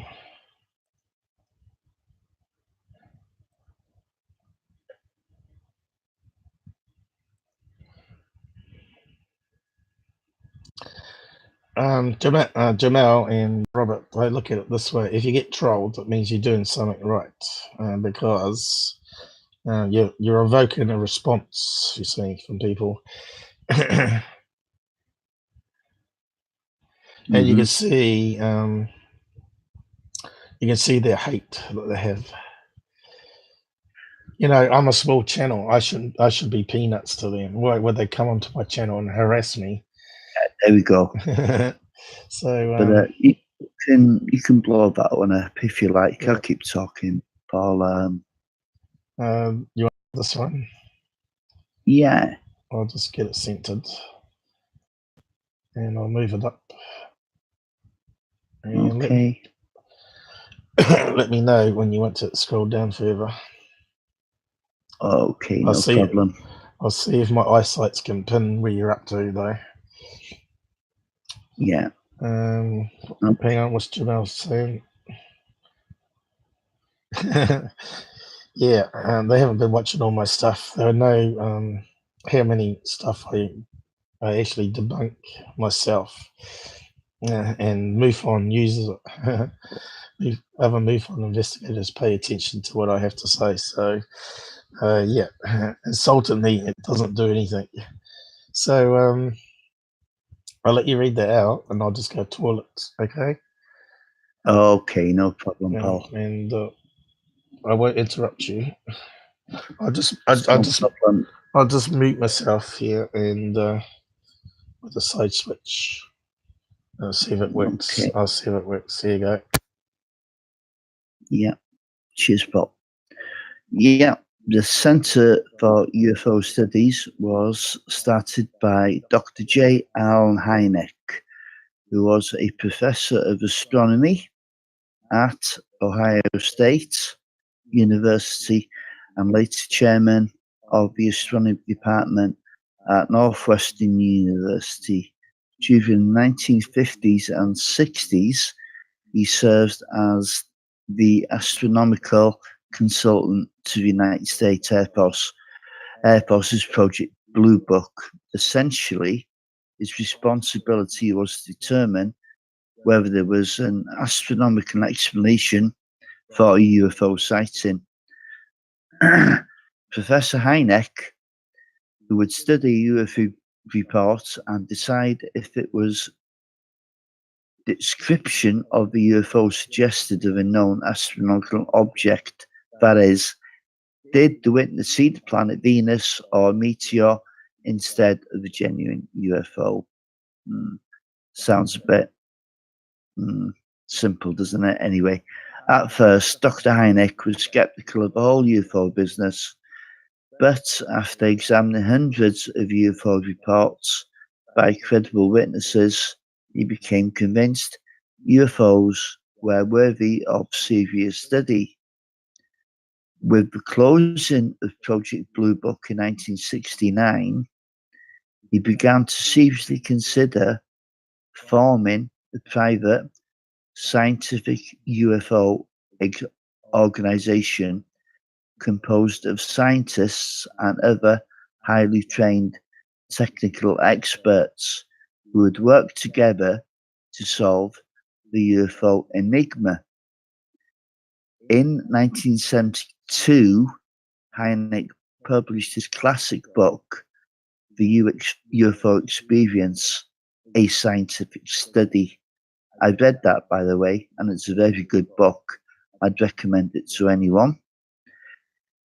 In which he presented his categories for grouping UFO sightings and coined the phrase close encounters. In 1973, he started the Center for UFO Studies and served as its scientific director until his death in 1986. Before he died, Dr. Hynek appointed Mark Roediger to succeed him as scientific director. The Center for UFO Studies continues to honor Hynek's legacy through its serious study and examination of the UFO phenomena. And I can't scroll down now because Paul's not here, but I can say that, there we go. The Center for UFO Studies, CUFOS, I'm here. has two principal activities. Thanks, Paul. First, it maintains a library and archives of UFO-related materials. These materials include books, articles, documents, and sighting reports. Second, the Center supports investigators with research materials. Of course, the Center for UFO Studies continues to investigate UFO sightings and to collect and evaluate UFO reports from around the world. This sighting information is summarized in a computer database called UFOCAT, maintained and updated by Don Johnson. Current board members are Dr. Mark Roediger, Scientific Director, Michael Swords, Western Michigan University, retired, George Eberhardt, Secretary, Bill Murphy, Treasurer, Jerome Clark, and Eddie Ballard. Now, I don't hear much of those guys these days, but you can still actually go there and report a sighting, and it will be on the database. But I don't think they have any more to actually go out and interview people who've recently seen a sighting, which is most important, because once memory goes, then the sighting kind of gets lost. In some cases, not all. I got you on full screen now.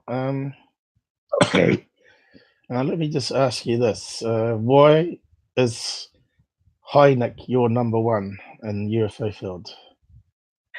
He's not my number one. He's not. No, he's not my number one. He's up there. He's up in the top 5. But he's not my number one. Okay, well, who's your number one? I'd say Donald Keyhoe. Okay, so we haven't talked about Donald Keyhoe, have we? No. So you might need to talk about him next time, maybe. So Yeah. what should be the key things with Hynek that changed the UFO field that made it better? One, because he was a highly respected scientist. Grudgingly was pushed into the project. It was before Blue Book. That's not quite right. He was there as a consultant for Project Sign. Right. He was there as a consultant at Project Grudge, and then Blue Book, which started in 1952. So what was his qualifications? He didn't really change his mind until around about 1960 to 1962. He began changing his mind and believed, hell, oh my God, this is real. There's something to this. What case made him change his mind? Do you know? There was no particular case, but I honestly think the Leveland case had a big impression on him. Reading his books. It's called Malevolent. Should we get Leveland in Texas? Oh, right, that one, 1957 one that we talked about live stream last time. I wasn't on that one. No, you missed out. Sorry, I'm just dying. Yes, so we talked about that live stream. So if you want to hear about that case, that's we did actually mention Hynek on it, and he thought that the Air Force dismissed it way too easily, and that they didn't fit all the facts of the case when he looked at it properly. So he said, I think he said it was whitewashed, didn't he? In the end, he did, I think he realised something else towards the end as well. Yeah. And he was persuaded by Kehoe and James McDonald as well that the best cases. Now, when I say the best cases, I mean the ones that were from the Air Force, pilot sightings and gun camera footage weren't going to Blue Book. They were going somewhere else. There was another study going on, and he realised that. Right. And he started digging deep then. Do you think he was part of... He also joined in, sorry, Paul. That's right. Paul, he also joined in with the French investigator Jacques Vallée. Yep. You must have heard of him. Oh yeah, he's my #1 UFO guy I trust. There you go. And Richard Dolan. Although Dolan, I sort of lost some hope with him lately with Corbell and Bob Lazar stuff. So yeah, and I still like Hynek, but sorry, Hynek. I still like Dolan, but he seems to believe a little bit too much for me. Yeah, but he has researched some good stuff. Well, he's not really research; he's an author. Yeah, and let's not forget that now. Yeah, he hasn't spent much time in archives. He hasn't been going out and interviewing people. No, I guess not. He doesn't rush out to no cases. He just sits in his house and he does what we're doing now. Well, I don't know too much how he does his book writing, but he's a very good writer. I'll give him that. And he presents with his wife from Canada, isn't it? At the moment, Richard Dolan. Yeah, that's right. Yeah. Tracy, who's supposed to be, one of these remote viewers, which I call a psychic, which I'm not really. Oh right, okay. Big fan of that. To be honest, I didn't know that. I don't know that at all. She's very good looking, but that's about as far as I'll go with her. She's eye candy, you reckon? Eye candy, yeah.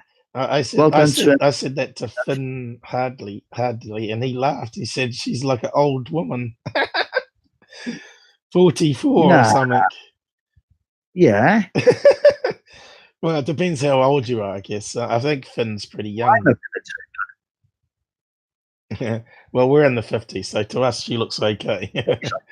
Absolutely. No, she's a lovely girl, and she presents the program well. And I like Richard Dolan. I'm not really sure about his 9/11 stuff. He was crying on his program about that. Yeah. It's all to see. Yeah. I'm not really how sure he is about what happened there, but he seems to believe it 100%, and he's putting it over. Yeah. He's taken his own child out of school, and Has he? he's self-taught by them. Oh. So I don't know how that's going to. People that do that normally religious, I find, but he doesn't come across as religious to me, though. No, he's not. But he's also he's also open to the ancient astronaut theory, if you like. So he's a very open-minded individual, and I'll say that about him. And I still do like him. Right. Yeah. So he's up there in my top 5, and obviously Lily. He's a real scientist, and also he believes in UFOs, obviously. Well, yeah. Same as Hynek. They're sort of like similar, really. There's stuff there that can't be explained away just by swamp gas. But yeah. So what else do you want to say about Hynek? You want another link or whatever? No. Well, let's look. Yeah, there's this. Damn. How did he die? I don't know that. Probably on the wiki page. Well, put it this way: he had a pipe in his mouth every time you seen him. So he died from cancer. He died of lung cancer. Yeah. Okay. Yeah. I think it might. I think I might have put it on my Death of Ufologists, which is quite an interesting episode. So I've probably already forgotten, but I had a sneaky suspicion that he died that way. And that it was cancer, because a lot of them die from cancer, which was on that episode I did.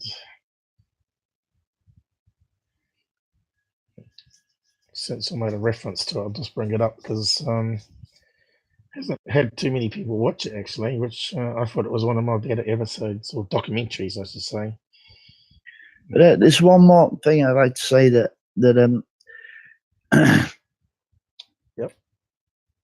James McDonald, he didn't like Hynek, you know. You broke up then. What did you say? Yeah, James McDonald, he didn't like Hynek too much. Thought Hynek was far too meek with coming out with the truth. There was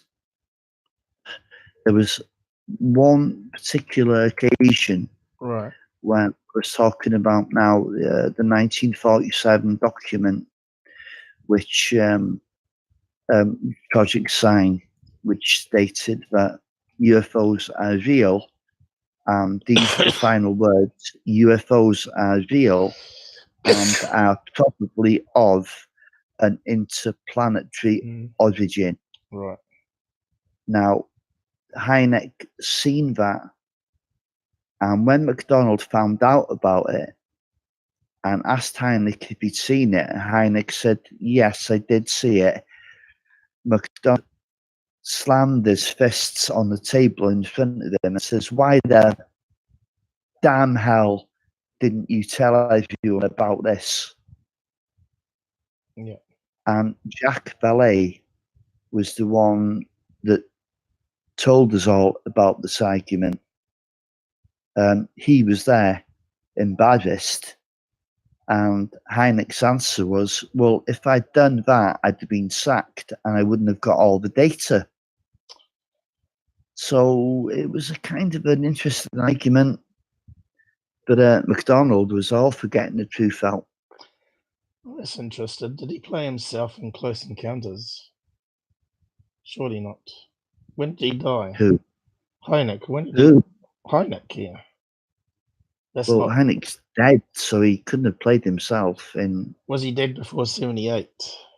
oh, in the Close Encounters, no, somebody portrayed Jacques Vallée, Yeah. the French reporter that was running around. It was about I time. don't know who portrayed him, but it certainly wasn't Hynek. Yeah, I haven't watched that movie for a long time now. And I didn't even know he was in it.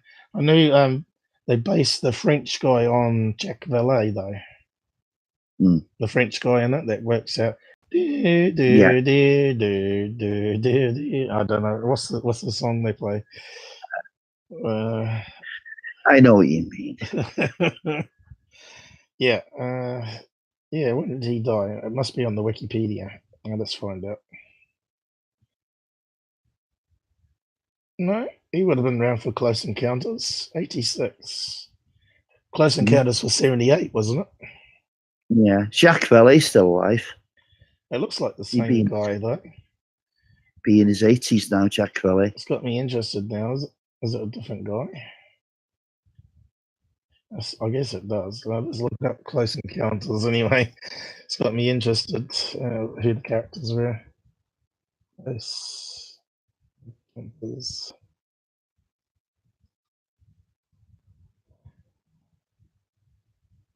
I think everybody watches for that's interested in UFOs anyway. I watched it as a kid and went, wow. It was different than Star Wars at the time. Star Wars was a totally different beast, but Close Encounters seemed to be more like less sci-fi. Then that seemed to be more realistic to me, especially with all the sightings we had in New Zealand at the time. 78, all right. This came out in 77, straight after Star Wars, wasn't it? Yeah, you've got Alien Liaison here, Rich Planet. This is YouTube. Don't know why that's spinning. Wow. Back in those days, it made $308 million. Well, $306 million. Hey, Jamal, are you going?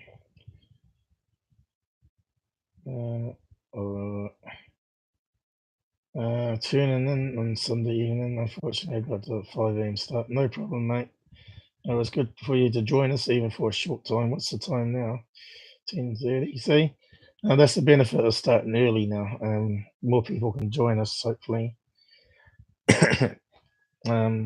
So we might be able to do 8:30 on weekdays and 7 p.m. on Sundays.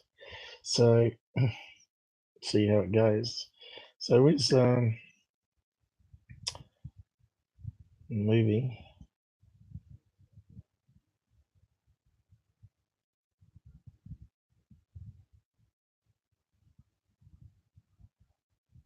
It's all the actors.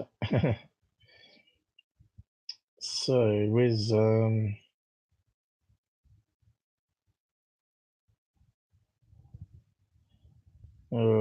I don't know who they are. It's not there, is it? I don't know. On YouTube, I wanted to see who was playing them. Got something totally different. What was the French guy? Jacques Vallée. Claude Lacoub. Francis Truffaut. Oh, I don't know. I'd have to watch the movie again. Full cast.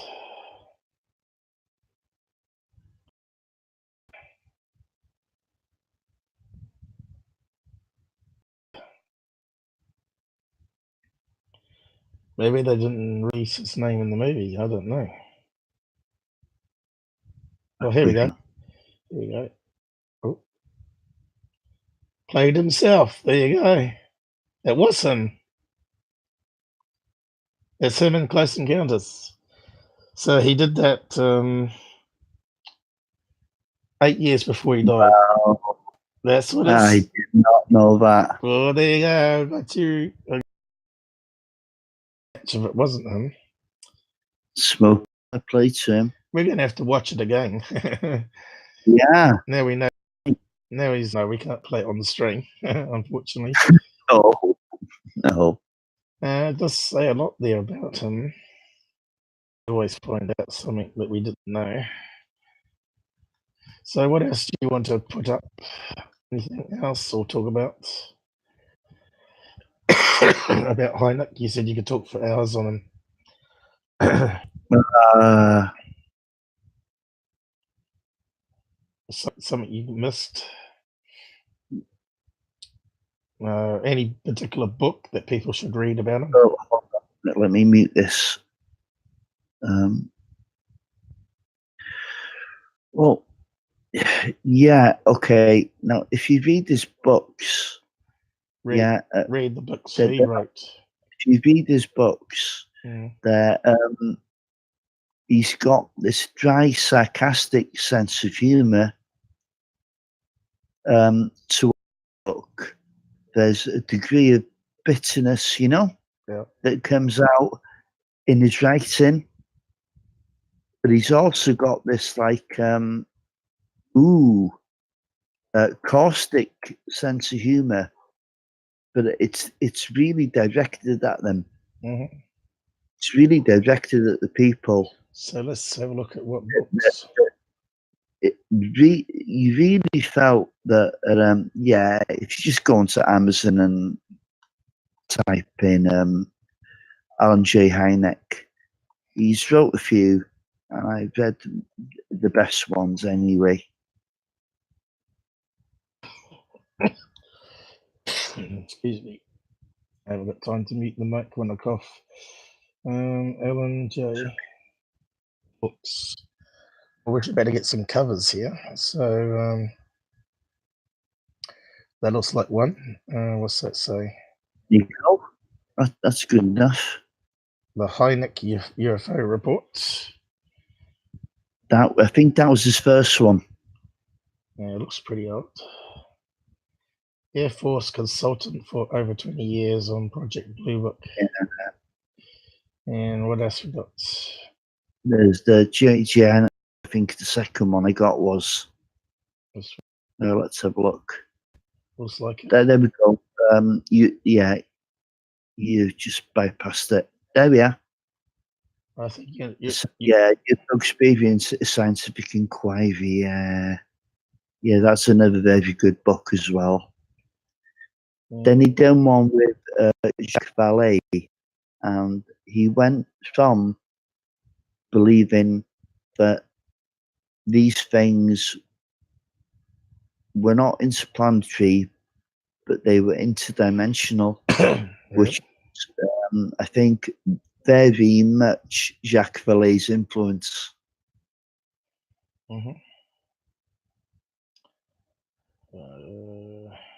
I've got one of Jacques Vallée's books quite close to me now. I know I don't need to look at it.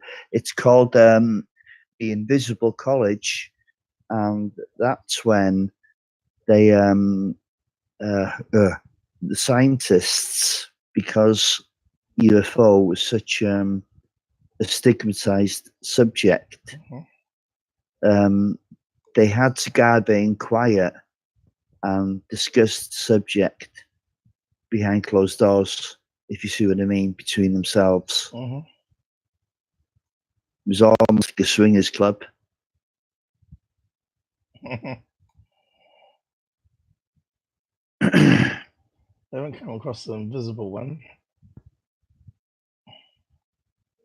No, you won't do it. I think he co-wrote that with Vallée.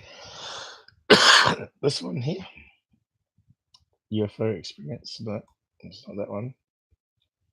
Yeah, I've read that one. I think he's only two really good ones he's done, and they were all about Blue Book. Okay, let's type but he comes over as the victim, but he wasn't always the victim. Is that Vallée? I'm not sure if I spelled it right. Night Siege.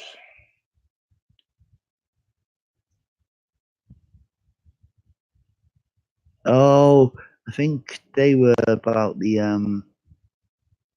Hudson Valley sightings. Yeah, Yeah, that's right. They were Yeah, UFO siege. yeah. Says there.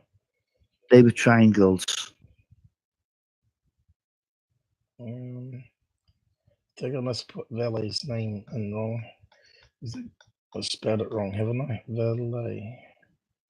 Yeah, yeah. It's like double E at the end.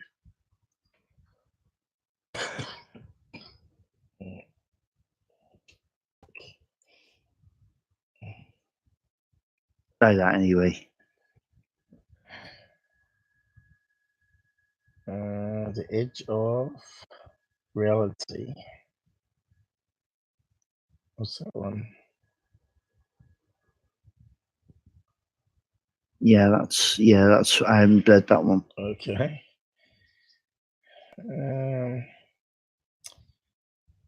Forbidden Science.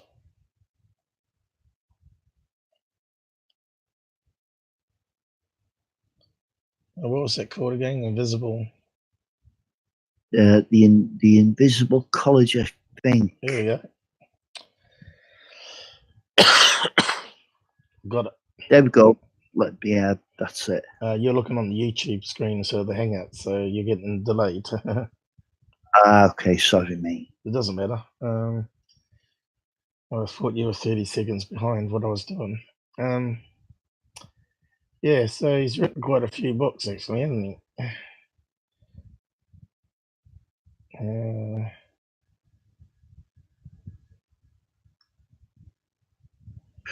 I certainly has. Yes. So if you type in his name and say interdimensional, why would he think they're interdimensional?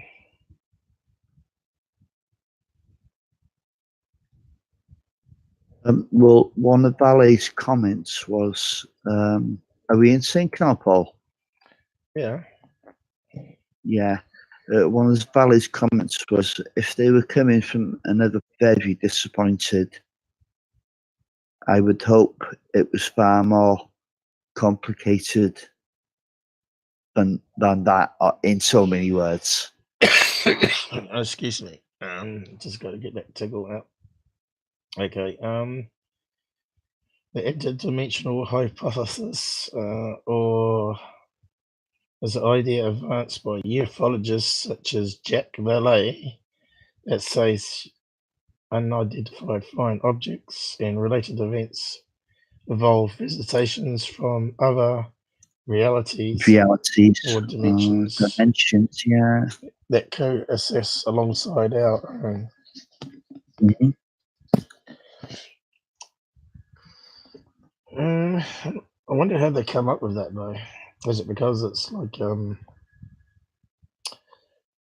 disappears in plain sight, or what? Or aliens walk through walls? Or... Yeah, I mean, sometimes they just seem to blink out, but can we really explain that as another dimension, or can they just be traveling from one place to another faster than our eye can exactly actually?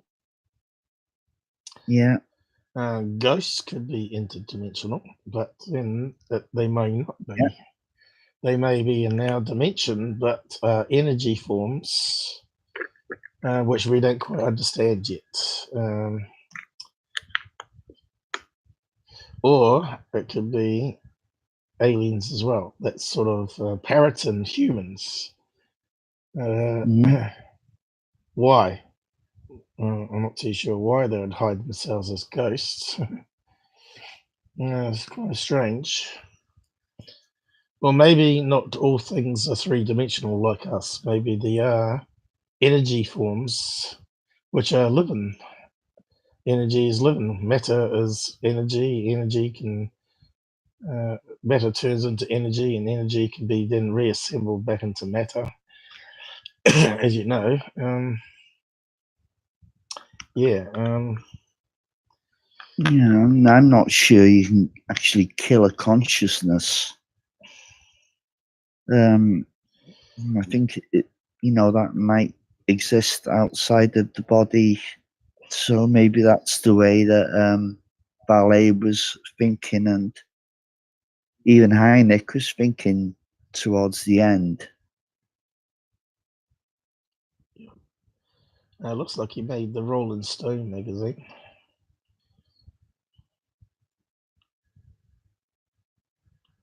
If you're in sync with what I'm looking at. And we're looking at Close Encounters again. But he was a very shy character. He wasn't fond of speaking. And he was terrified of class. And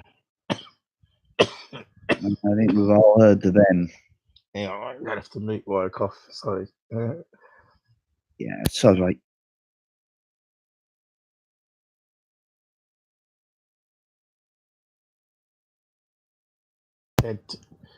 Man, I'll be glad to use this because I've got the fans going, keeping the computer cool in case it switches off.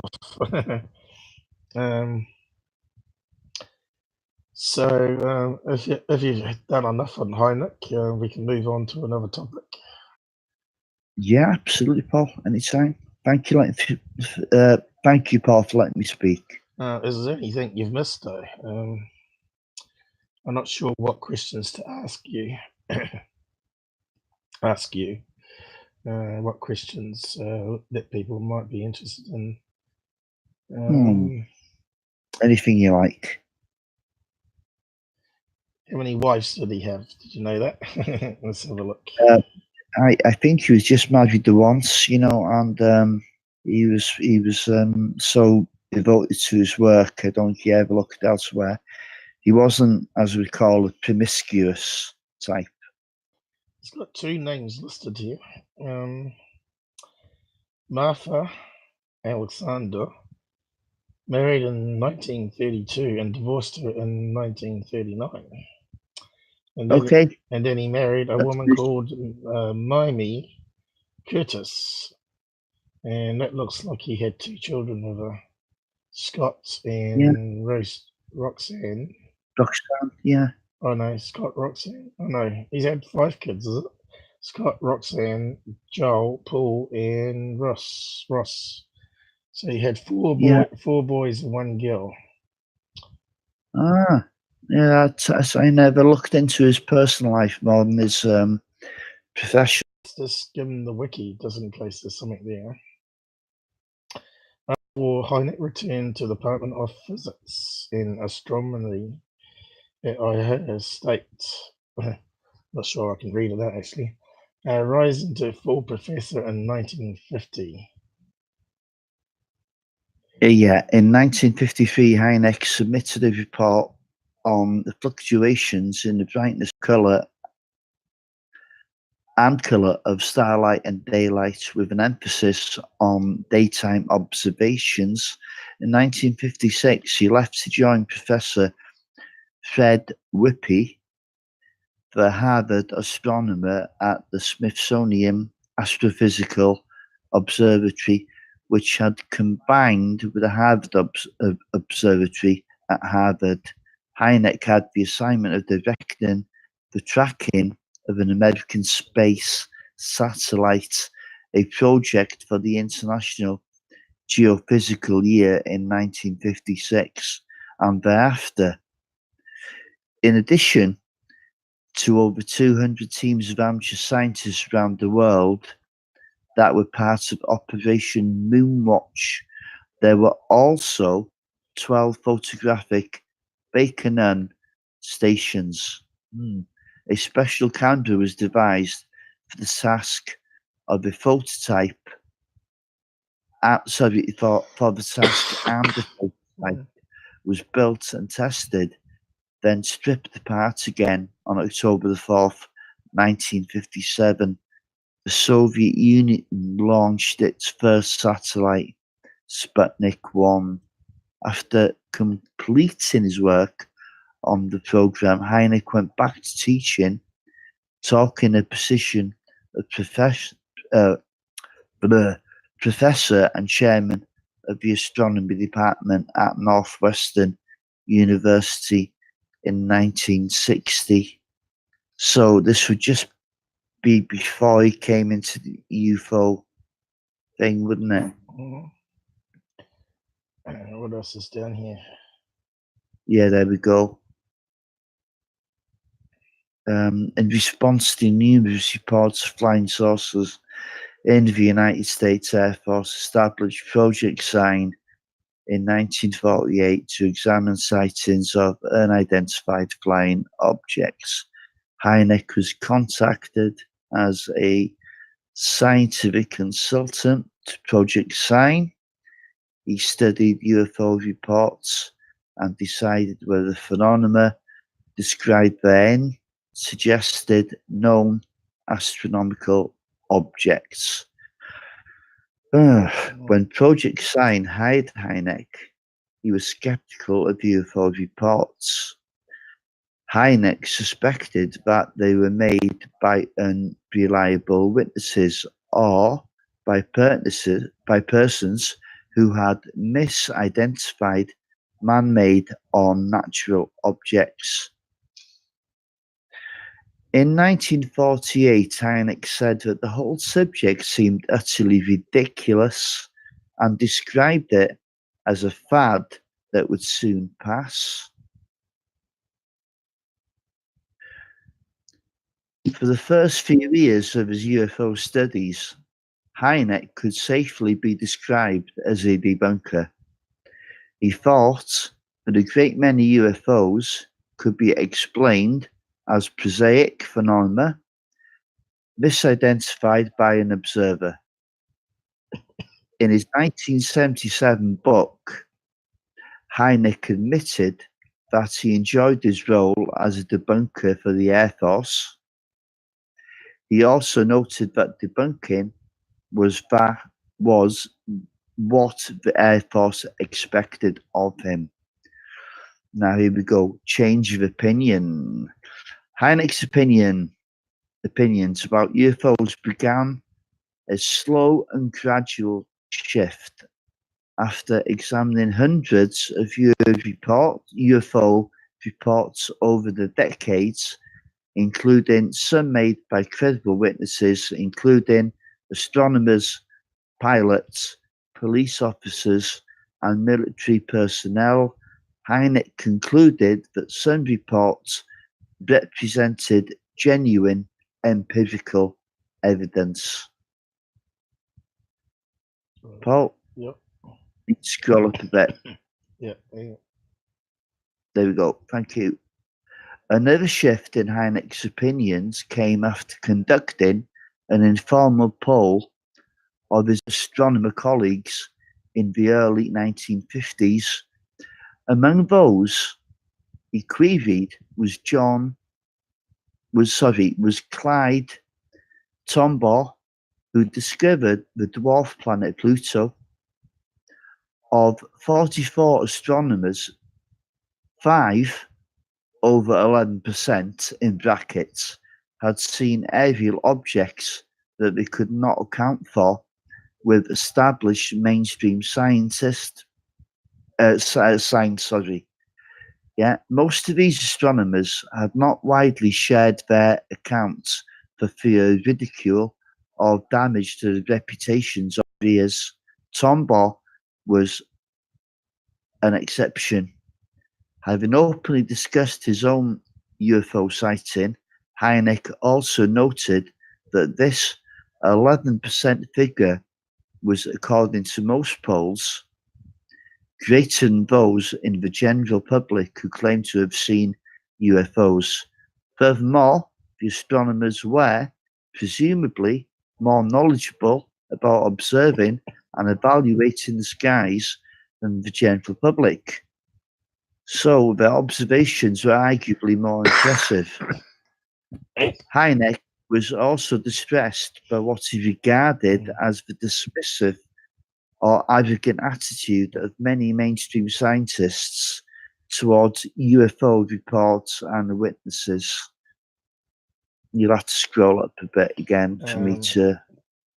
So that's quite interesting there, the point. Yeah, on its own. Yeah, as far as it's gone. No, what's interesting here is he's talking about that sky watchers called astronomers A percentage of them do see stuff they can't explain. 11% is it have seen aerial Over objects. 11%, yeah. And you know that's the only ones that came out. Mind you, does that exclude weather balloons? Is what I want to know. No, that would have accounted for a fair few, I'd imagine. Yeah. So I'm not sure how much more you want to read of this. You don't have to read it all. I'm quite happy with what's been said about Hynek. Yeah.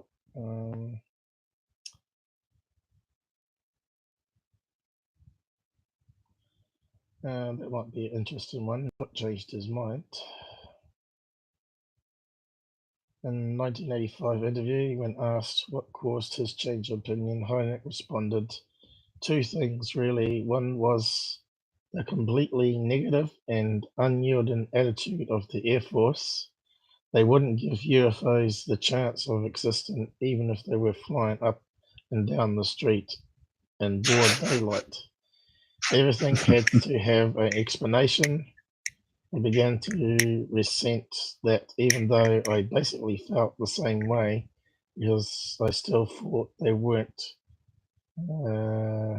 going about it in the right way, yeah. So, regardless of his own private views, Hynek was, by and large, still echoing the post-Rupert line of Project Blue Book. There are no UFOs, and reports can largely be explained as misidentifications.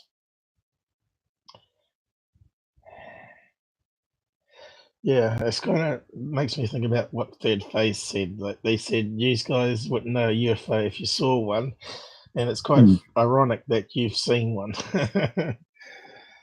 So yeah, it seems that they don't follow what we do. And this is like what this is saying here about Hynek. They've seen UFOs and yet they're sort of dismissing them.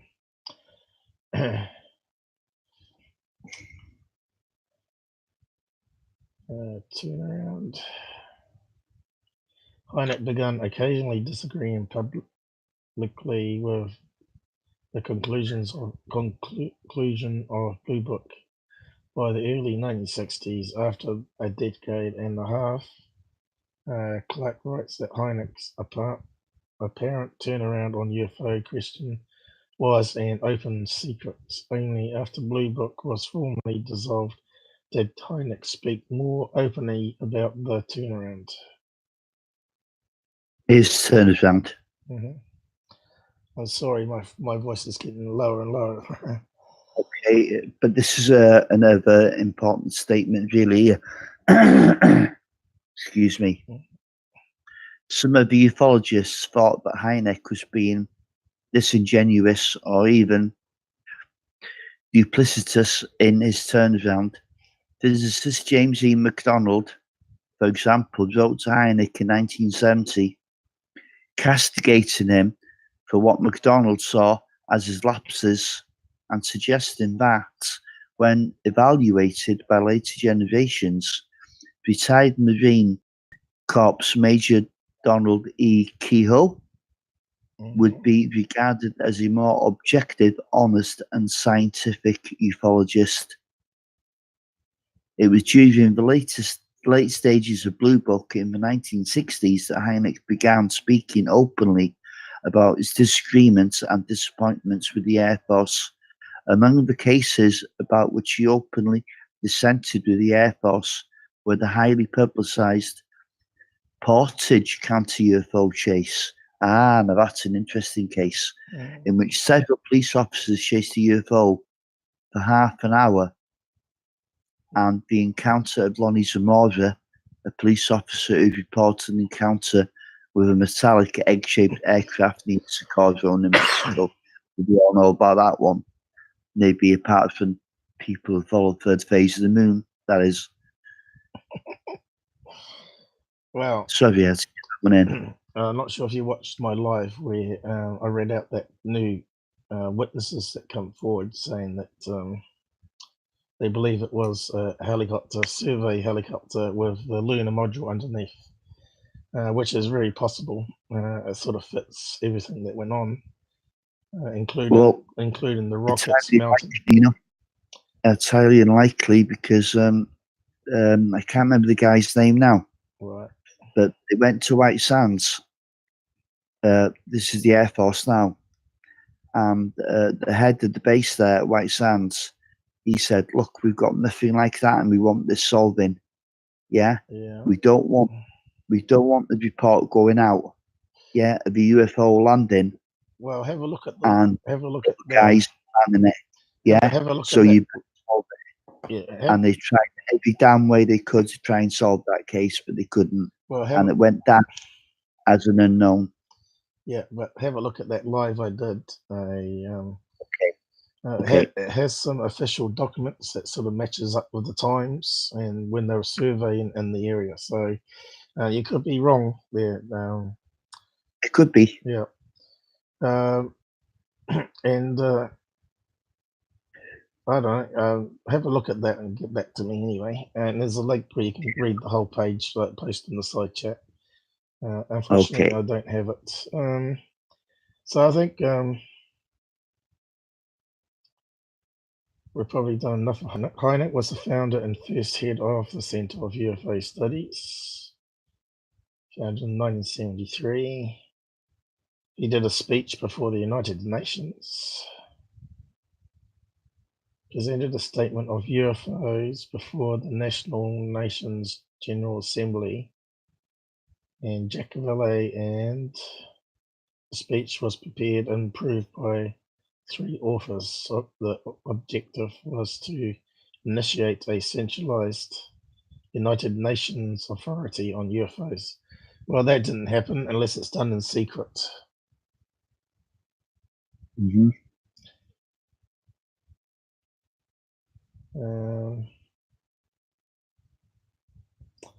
Maybe you could read that one out because that's quite interesting. Origin of UFOs. Okay, at the MUFON annual symposium in 1973 held in, I can't really see that, I think it's Akron, Ohio. Yep. Hynek first expressed his doubts regarding the extraterrestrial, formerly interplanetary or intergalactic hypothesis. In a speech titled The Embarrassment of the Riches, he was aware that the number of UFO sightings was much higher than was reflected in the Project Blue Book statistics. A few good sightings a year over the world would bolster the extraterrestrial hypothesis, but many thousands every year. Okay. From remote regions of space, and to what purpose? To scare us by stopping cars and disturbed animals and puzzling us with their seemingly pointless antics. Yep. In a paper presented by the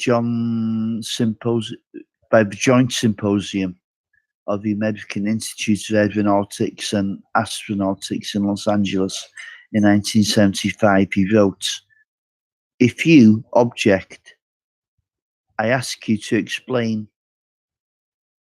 Oh my God.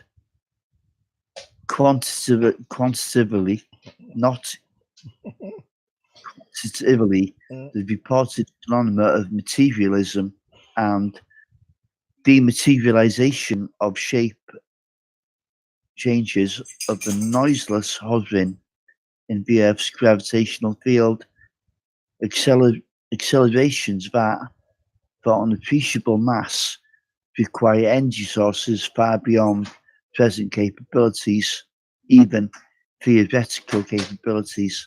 The well-known and often reported EM, in brackets, SC, electromagnetic interference effect, the psychic effects on recipients, including purported telepathic communications. Now, you see, he's kind of going Jack Valley's way here. If you scroll down, in 1977, that Excuse me. first International UFO Congress in Chicago, he presented his thoughts in his speech. What I really believe about UFOs. I do believe, he said, that the UFO phenomenon as a whole is real. But I do not mean necessarily that it's just one thing. We must ask whether the diversity of observed UFOs all spring from the same basic source as to whether phenomena which all originate in the atmosphere or whether they differ, as a rain shower differs from a meteor, which in turn differs from a cosmic ray shower. We must not ask, Hynek said simply, which hypothesis can explain the most facts, but rather which hypothesis can explain the most puzzling facts. He's hedging his bets every way, isn't he? That's what he always done. Yeah. So, hey, Okay. look, we got another person watching. Welcome to the Out There channel. My voice is gone, and Robert's presenting stuff on Hynek. And thanks for liking, whoever that was. Yeah, thank you. You missed. The fact he introduced the third hypothesis. See, I'm not the only one who gets tongue twisted. Yeah, I hold it entirely possible, he said, that a technology exists which encompasses both the physical and the psychic, the material and mental. There are stars that are millions of years older than the sun. There may be a civilization that is millions of years more advanced than man's. We have gone from Kitty Hawk to the moon in some 70 years, but it's possible that a million-year-old civilization may know something that we don't.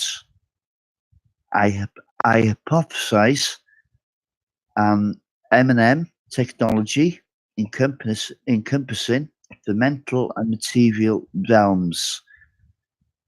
The psychics today may be an ordinary part of an advanced technology. Yeah. So, and then he goes on to Hynek and his book with Valet. Yeah, I'll read that in a minute. What was I going to say? You can see here a lot of religion and beliefs has played a lot into the study of UFOs, and you can hear from the statements made here. But he's very confused, man. Yeah. But that's the thing. Religion says that God created us first, or something like that, isn't it? Mm-hmm. So why couldn't a frog on another planet that's 10,000 light years away be the first living thing? And maybe in a million years, that frog evolved into a walking lizard. And that might be what we call lizard aliens visiting us. We have had a lot of time to evolve into more intelligent beings, and lots of millions of years to study science and how to go from one end of the universe to the other. Because everybody that's on a planet is going to be looking up and wondering, I've got to somehow get out into that space and find out more about it. And as you know, a lot of it's controlled by religion. That guy Galileo, what's his name? Galileo. He was locked pretty much in his house. Oh, Galileo. Yeah, for saying that we weren't the center of the universe. Well, off the universe, was it? Or the solar system? all of it, all above. Didn't he burn him at the stake? No, that was Bruno, wasn't it? I think he just executed Galileo. I'm not quite sure now. They kept him in the house arrest anyway. Yeah, but which is really similar to WikiLeaks. Yeah, but this last piece is quite interesting about Hynek. The article states that in all the years he has been looking upward, Hynek, quote, has never seen what I would so dearly love to see. Oh, the subject has been so ridiculed that I would never be part of a UFO, even if I did see one, not without a witness. So the guy was always meek and he was always fearful of his contemporaries. Yeah, that's because he's a scientist, and if you Absolutely. say you've seen an alien, then everybody will laugh at you and say, where did he get his science degree from? Cereal box. Yeah, or supermarket. But yes, I'm not sure. So here we go. Talk about his appearance in Close Encounters, Steven Spielberg movie, which we only just found out ourselves. Personal life. 5 children, we already know all that. Death.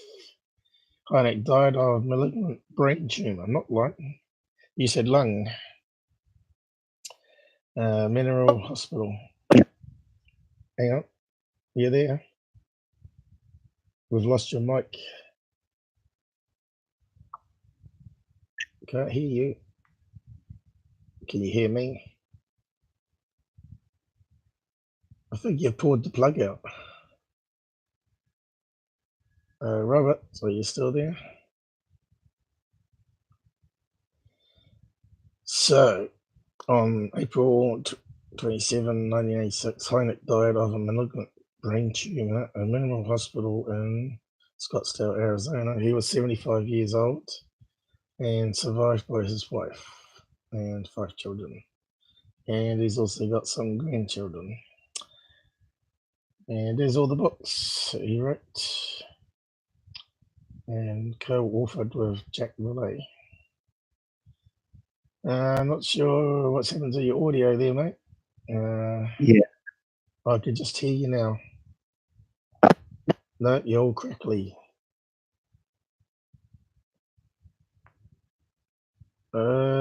Did you mute yourself? I can't hear you. No. Okay, you're cutting in and out, so you got a loose connection. Can you check your plug?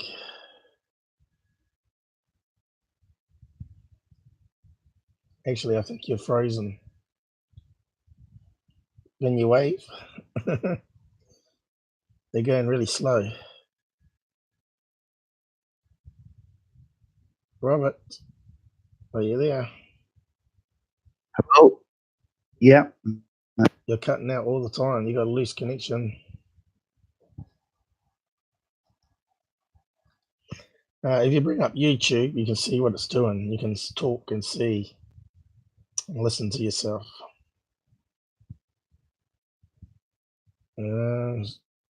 Has Hangouts gone wrong?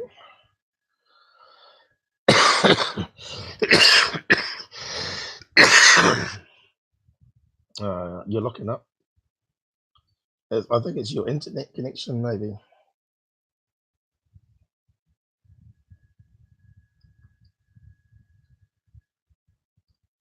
I think we've lost Robert.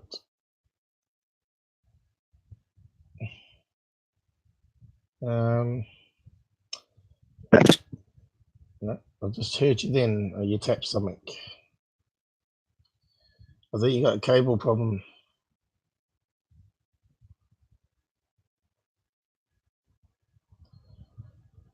No, he's locked up again.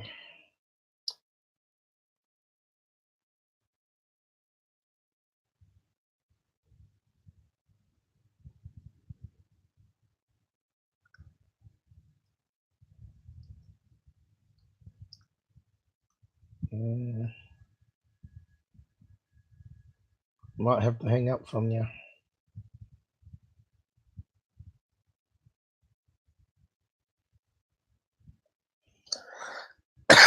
So we got a technical glitch there. See if I can call him back.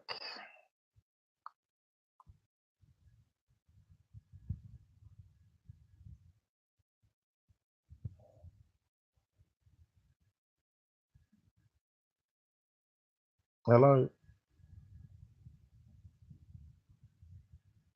Well, Robert, I called you back and you're still locked up.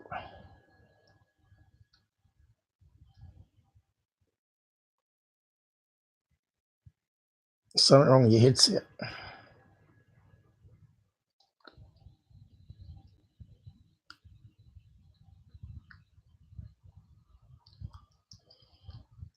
Can you pull out your connection and reconnect it, maybe? I think, Is that any better? yep, what did you do?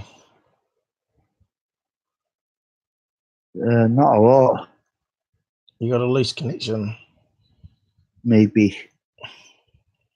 It was cutting out and you were freezing on the screen. I hung up from you, see if I'd fix it. I don't think it's my end, but it's possible.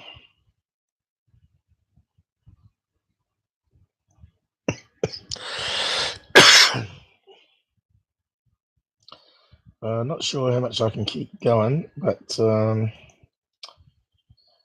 yeah. So it wasn't lung cancer you died from smoking. It was brain. No, it's brain tumor, yeah.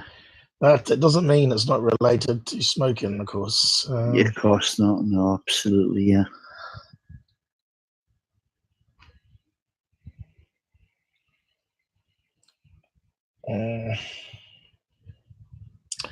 Okay, we'll move on from there anyway. Sure. So what do we got open here?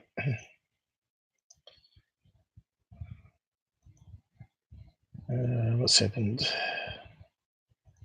All right.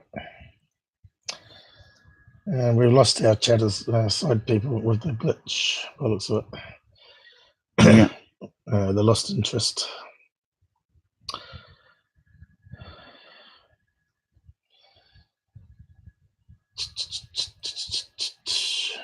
So I need to finish off this case here.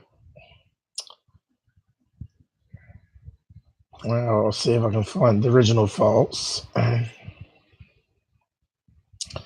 And then, so yeah, I'll see if I can find the files. Hang on.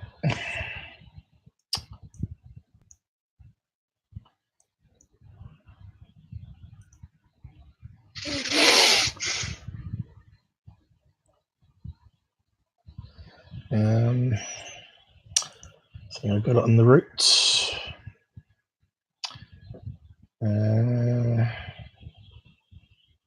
MUFON case. So you probably didn't watch this one.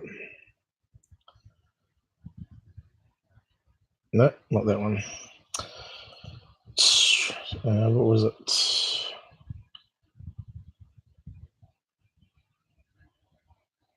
Oh, this one, case. So yeah, this is some of the interesting images I got from enhancing, and I don't know what it is.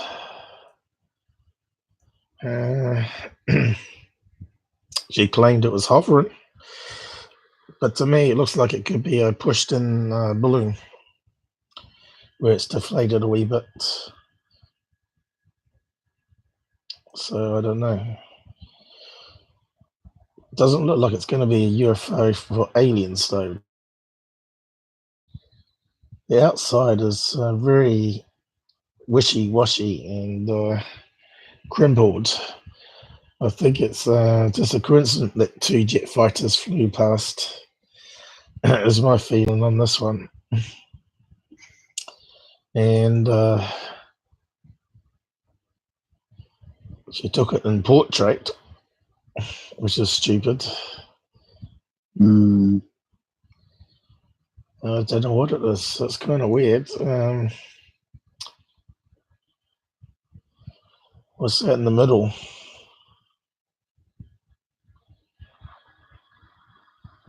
Looks like it's concaved, you know. Could it be a Death Star? No. And here's another one,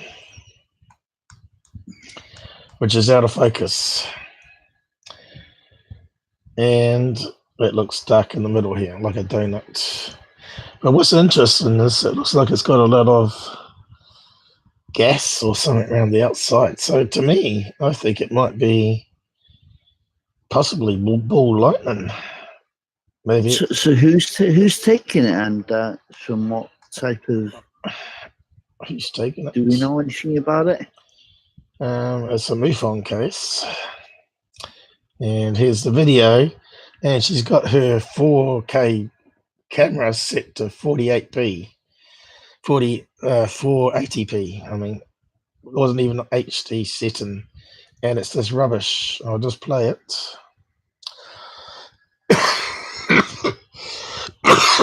And cough and die. It takes a wee while to open for some reason. There it comes. And I'll just pause it and I'll reject the sound so you can hear it.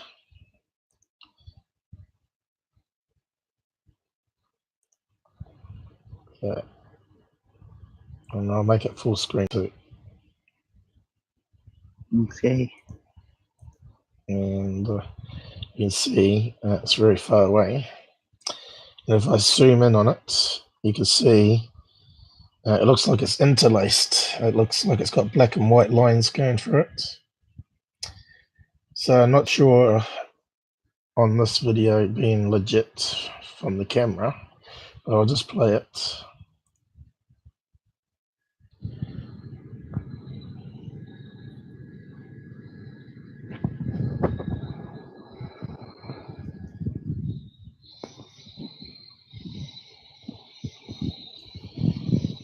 Now she reckons she's holding it still.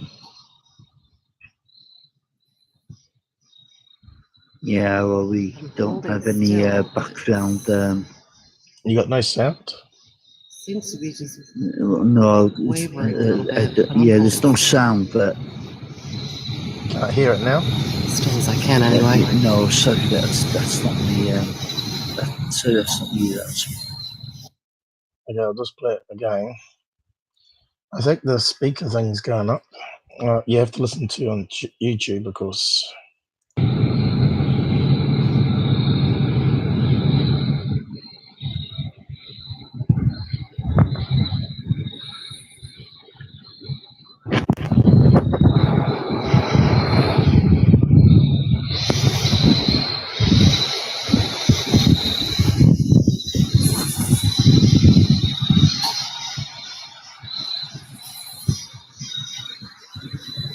I'm holding still, but it seems to be just wavering a little bit, but I'm holding still. Yeah, I mean, I don't know, but it almost Still looks as I kind can of anyway. organic, doesn't it?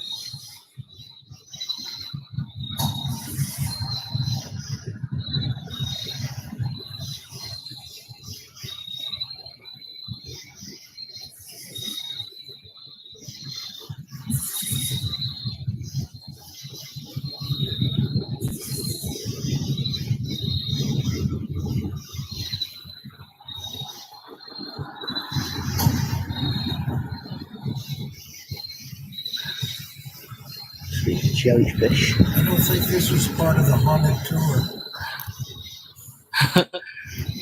Oh my goodness. I'm gonna stop it now.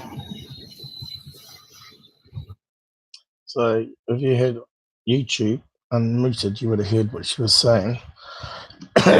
She said a comment about it being a haunted tour they were on. Oh, So it sort of makes me straight away think: could someone be yeah. could someone be pranking them with a helium balloon that they're pulling on a fishing line? It could well be, eh? But we'll plug it into Plane Finder, see if we can find in the report, she talks about 2 jets. It disappears. But straight away, I'm iffy because she stops it before it disappears. Normally, you keep filming until it disappears. So, to me, it could be a hoax. I don't know. But that's a red flag for me, is how they ended that video. See how it sort of goes out of focus and makes a sort of like a smoke ring? Yeah. And if I zoom in even more, you'll see that it's Could there be a Chinese lantern? not moving like that. No, but that's if she's keeping the camera steady. We've got no background to go on. Holding still, but it seems to be just wavering a little bit, but I'm holding still. Still as I can, anyway.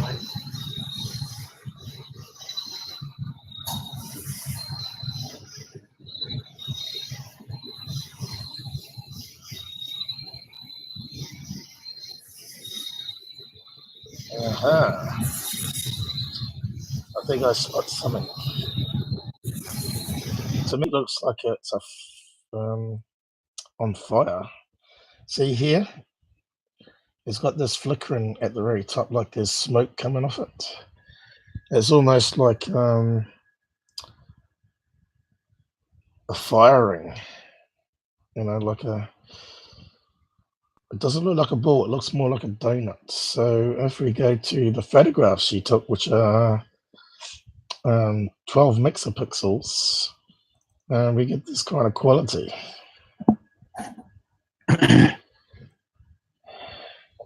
But when you saw it in the video, you could see like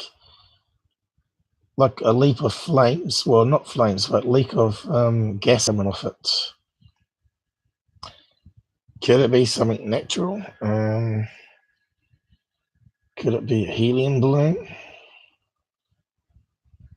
I don't know. Doesn't explain the misty stuff coming around the outside of it. See, this has got it's got a misty trail all around it. Yeah, that's odd, that, isn't it? It looks 3-dimensional. You can see. Yeah, it has a shape to it. It's not a balloon. Is it a balloon? Well, that's a good question. Is that a line coming down here? I don't know. That's what I was saying. It always looks like a squid, something organic. Can't see it being organic though myself. No, it's just the way it appears. That's all. Anyone out there and watching? Oh, there was one watching. Want to add their opinion to what they think it could be. This is why I'm redoing this case, because it's very interesting. We've not had really good photos like this.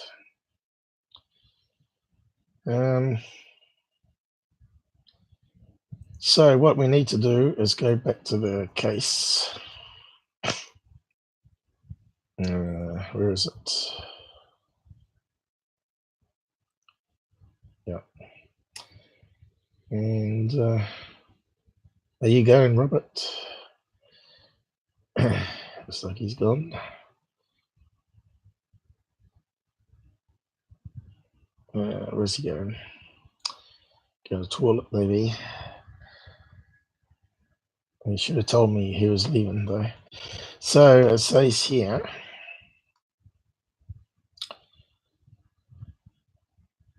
Two planes come into view from my left to right, and it doesn't look too far away from them to me.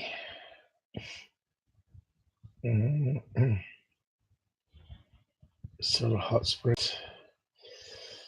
Let's have a look at some images. What could it be, though? Could it be a Chinese lantern? It's sort of crumpled in. Chinese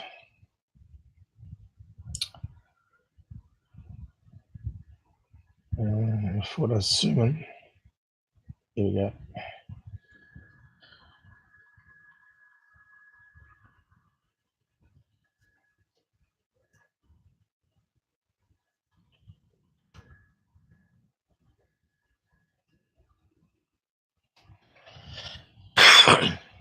So what's shape? And maybe we're on the solution now. So it does look like it could be one of those, but that's not what sort of lifts up though. We need to put in sky lantern probably.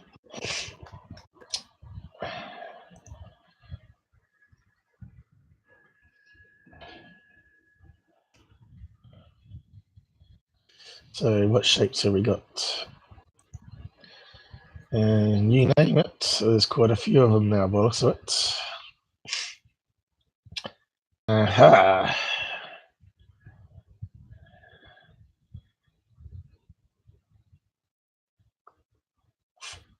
Could it be a different design? Are you there?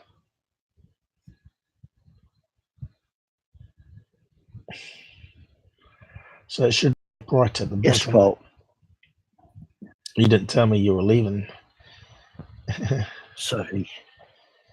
I was thinking maybe it could be a Chinese lantern still, just a different design. Yeah, that's the first thing I thought. It was just the right kind of shape. And there's the hollow and everything. I don't know.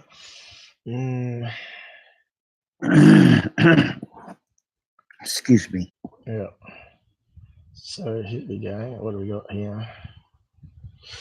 Could it be, but it didn't look like it was going up. So if we look at a Chinese lantern from underneath. Oh, that one. That one over to the right, yeah. Yeah. If we look at it underneath, it could look like a hole, and this one here too. Yeah. So where's our picture again? So we got one that's out of focus.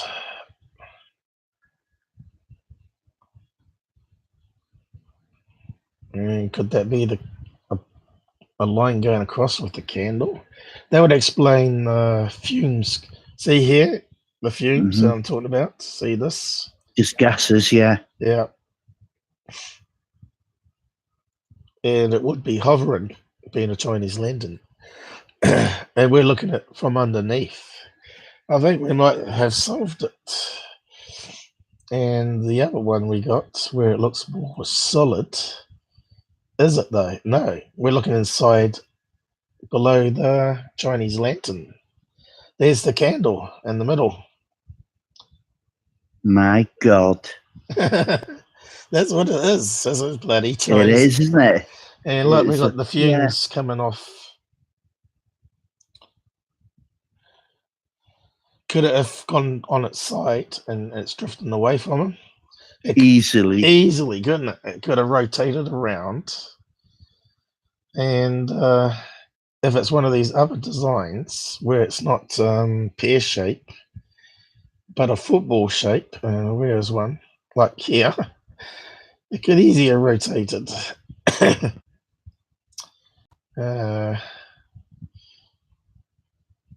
That wasn't the one I was wanting. Yeah, I'm sorry, my voice has had it though. It's okay.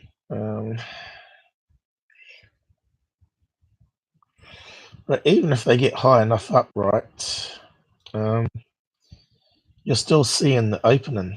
Yeah, it's close enough already to me, to be honest. You know, if and you got, if it just rotates a bit, and if there's a wind gust where it's tipping and heading away from them, because they didn't keep filming until it disappeared. We know Chinese lanterns finally go. The candle goes out and then it sort of drifts back down. Yeah, but what do we know? We can't debunk UFOs, according to Third Phase. I don't know where they get this shit from. But we got a delay. better clue together what it is.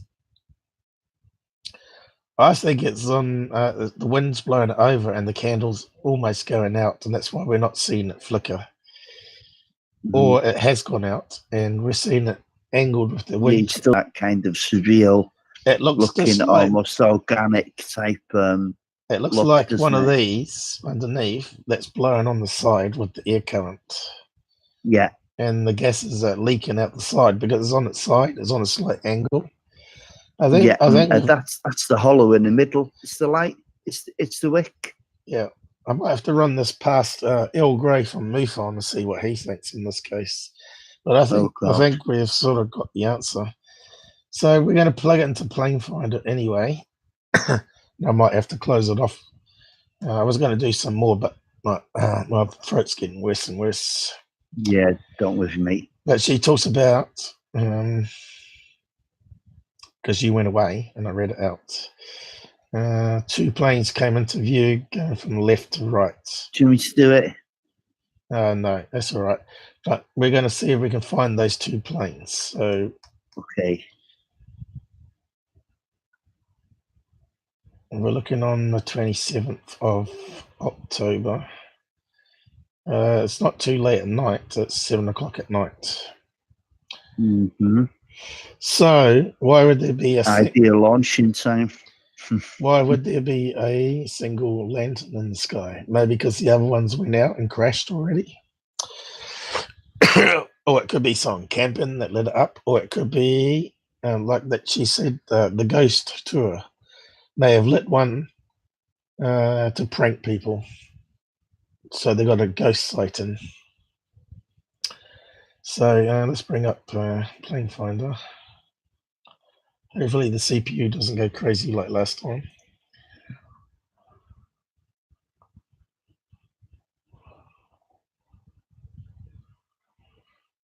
I think it's the bank.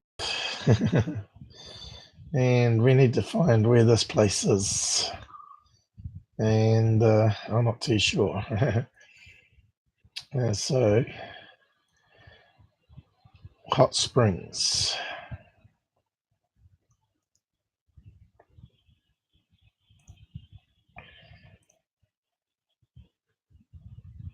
So we need Google Maps for that. Oh, my tongue is so sore.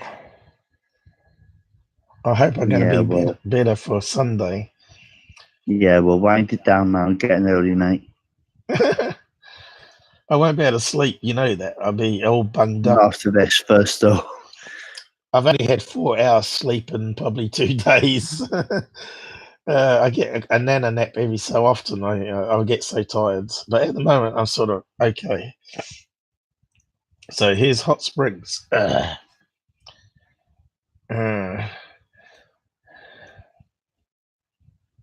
We need a satellite probably. So whereabouts is it on the map?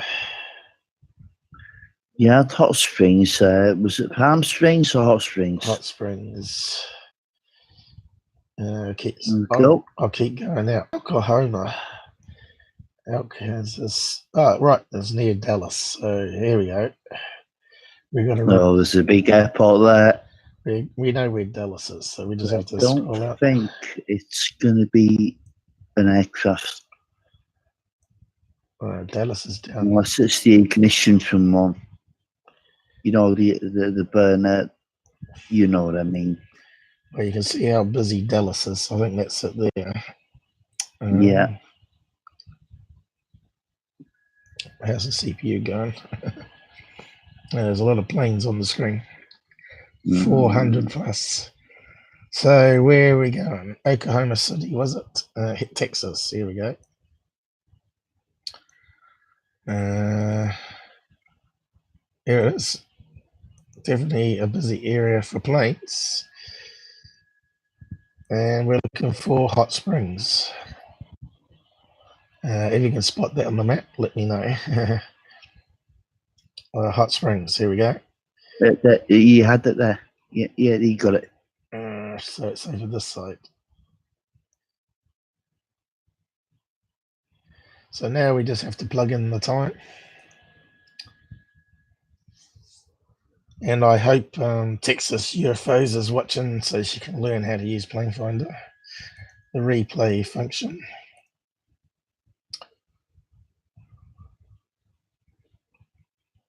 Why does it not come up? Okay, and now we need to plug in the date. That was October. I forgot. 27th of October this year. Mm-hmm. So it's going to be, we got allowed for 12-hour time zones. It was 7 o'clock.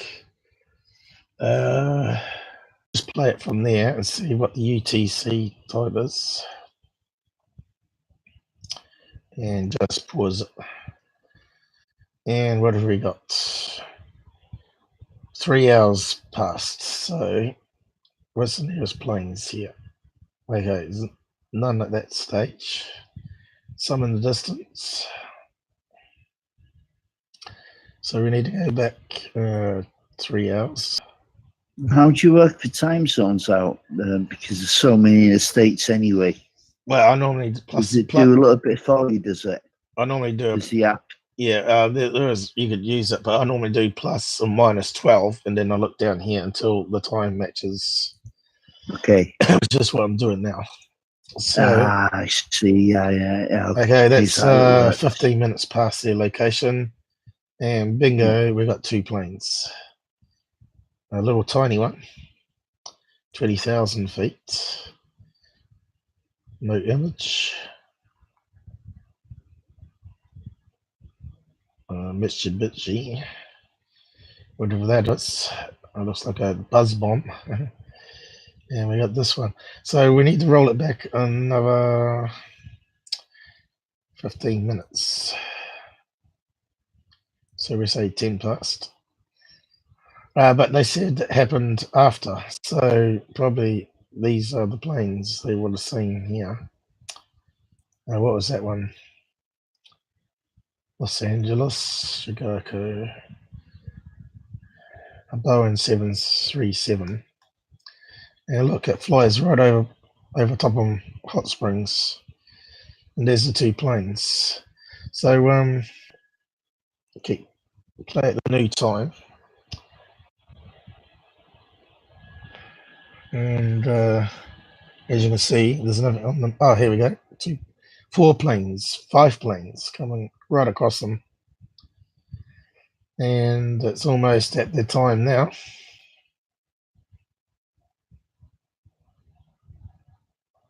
Right over top. Little tiny plane. And we got these ones approaching fast up here. Look. Could be those 2 that cut across where their location is down here. Yep, going right past them. And this one. Getting close. So these are 2 planes. Verified that there were 2 planes. Here's a really tiny plane here. That's probably too far away from their location. But look, going right over Hot Springs here, these 2. See what you reckon to that one. And obviously, well, I still think it was more Chinese lantern it was a plane, but no. Now I've seen that, I'm not sure. No, what they said is 2 planes showed up when it disappeared. Mm-hmm. I don't think it could be this plane light. It looks very small.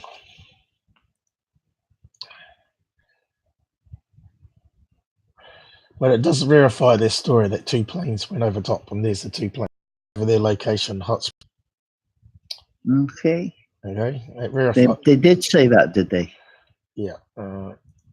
Okay. Go back and read it. But I can't read it, so you're going to have to read it. Okay. Now it looks like it's not going to fit. So you can reduce the size of the. Well, not quite that small, but no, hang on.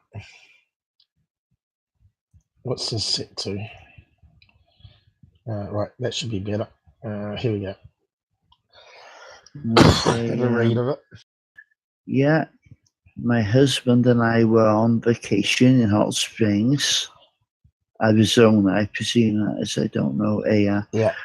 on 10th 27, 2018. Oh, not Arizona, Arkansas. I can't. Yeah, okay, Arkansas, yeah. At around 7:50 p.m.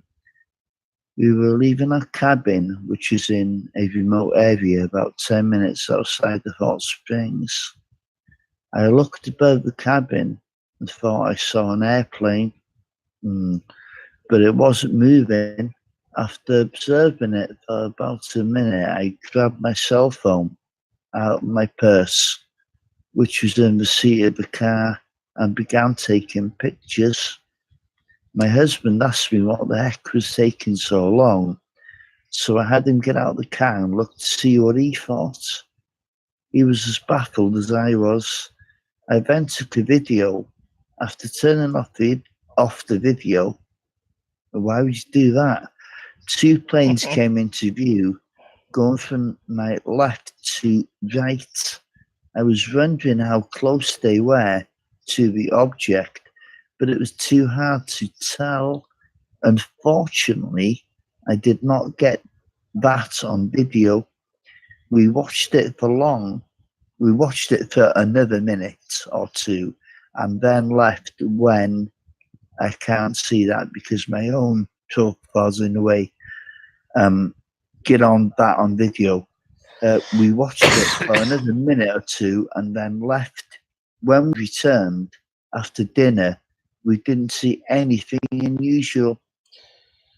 My husband checked the next morning with a compass, and the object was at 150 degrees east, southeast. Yeah. East, southeast. I'm not too sure, but California's west coast, so that's heading towards Texas, out that side, Florida. 150 degrees. Let's see. Yeah, I think that's where those planes are heading from them on that plane finder. So I think that's 150 degrees east that we're getting. Yeah, that's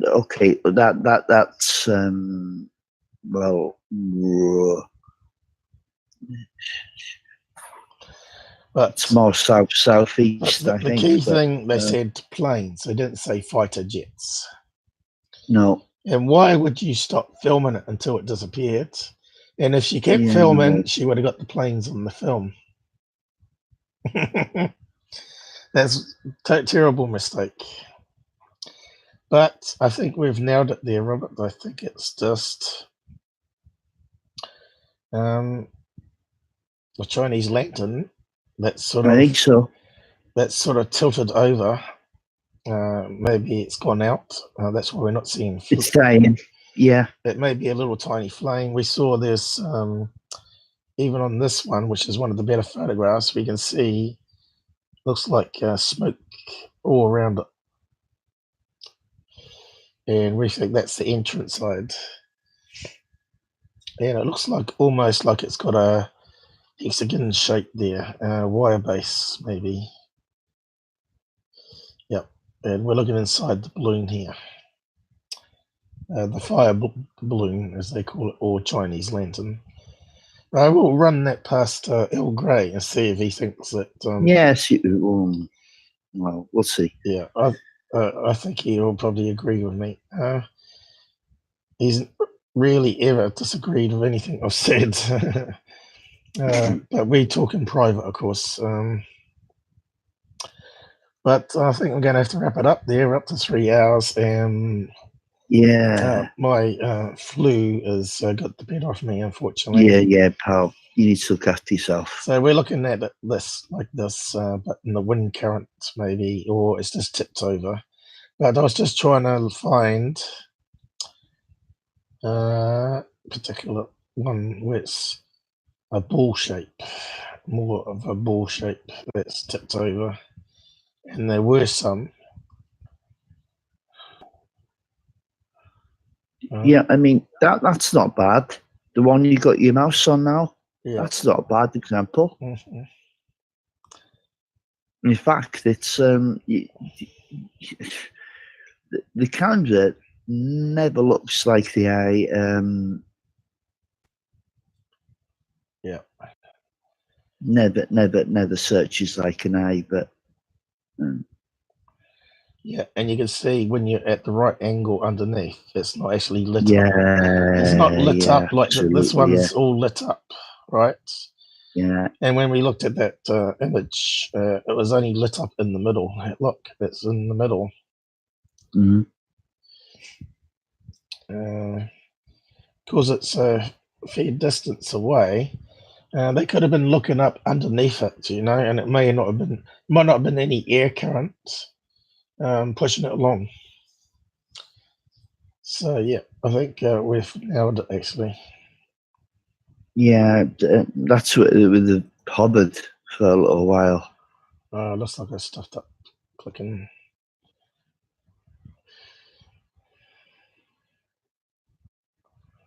But there were some ball-shaped ones, of course.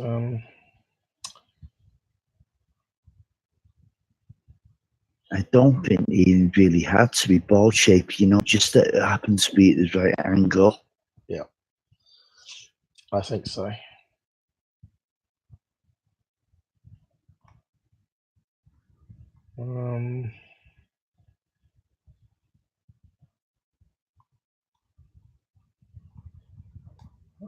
Anyway, I tell Earl about it, and we verified the planes anyway. The planes were there, but they had nothing to do with it. They were at 20,000 feet. Yeah, I don't think they had anything And they to would have do been with that. like And they did. I think it was a genuine mistake, Paul. yeah. I don't think it was ever meant to be like, you know, a hoax on their part, if you know what I mean. Yeah. I just think it was a Chinese lantern. Yeah, looked from underneath where they were on that angle. Yeah. But I think if you look at the videos, you see a lot of smoke coming off them. I wonder if we've got a video we can play, just to play a video. Yeah, well, they released them from the marina where I used to drink. Used to release them regular, and you got used to them after a while. And the prevailing wind was in the west, and they'd only released it. They used to get up quite high into the air current, and it's kind of a turbulence there, and they used to seem to hover for a little while. But we all knew what they were. I don't really understand how average person can be fooled. I mean, like that fellow in Wales who got fooled by Venus. Let's have a look at I this need a one. pilot's license. Jesus. Jesus needs a license. Yeah. Okay, so can we see a lot of smoke comes from them? Is what we want to know. But that one's got a ball shape to it, you see. And if you're right underneath it, and that makes white's an orange color too. You can see they're actually white in color, but the color of the flames make it orange.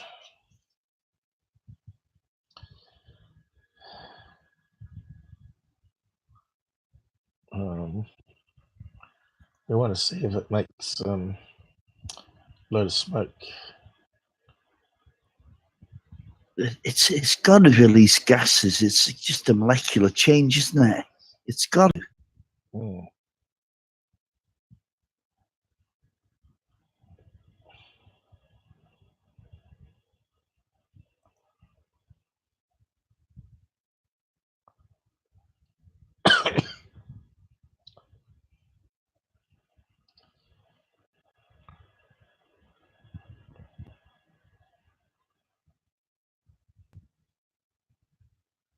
It's a hole. But if it goes up high enough, and there we go. That's what we're seeing. Yeah. we're seeing on that video that I played, we're seeing just that bit. The rest of the balloon we're not seeing, I don't think. I think that's the key bit. Yeah, I think it was probably at a high altitude when she filmed it. I don't know. If I play back that video again, you'll see that it looks at the bottom end of the...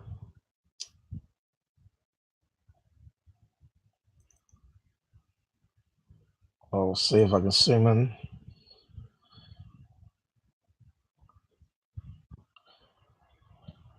You can see smoke coming off it.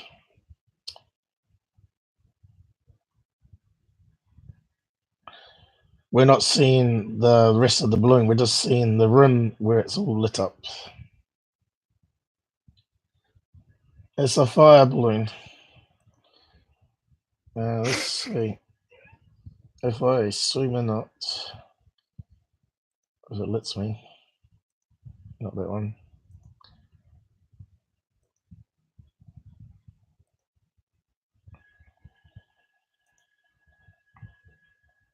Okay, it's down here. Here it is. See that? It looks like the bottom end of the balloon. Look, it's all crumpled up here. Look, and the flames are going upwards. So it looks like some gases are coming off it. Are you there? Yeah, Paul. You're not talking. Yeah. Just watching.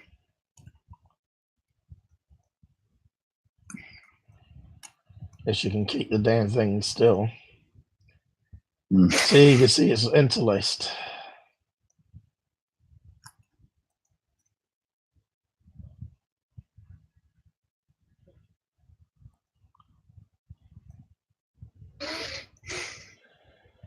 Yeah, I think it's a sky balloon. You can see here, her picture's a lot better, but I think we can see here shape of balloon above it. See here, there's a dark outline. And what we're seeing is the candle underneath flickering on that angle that we saw on the video. The camera, but we're seeing this bottom bit with the flames lighten it up. I'm going to stop it.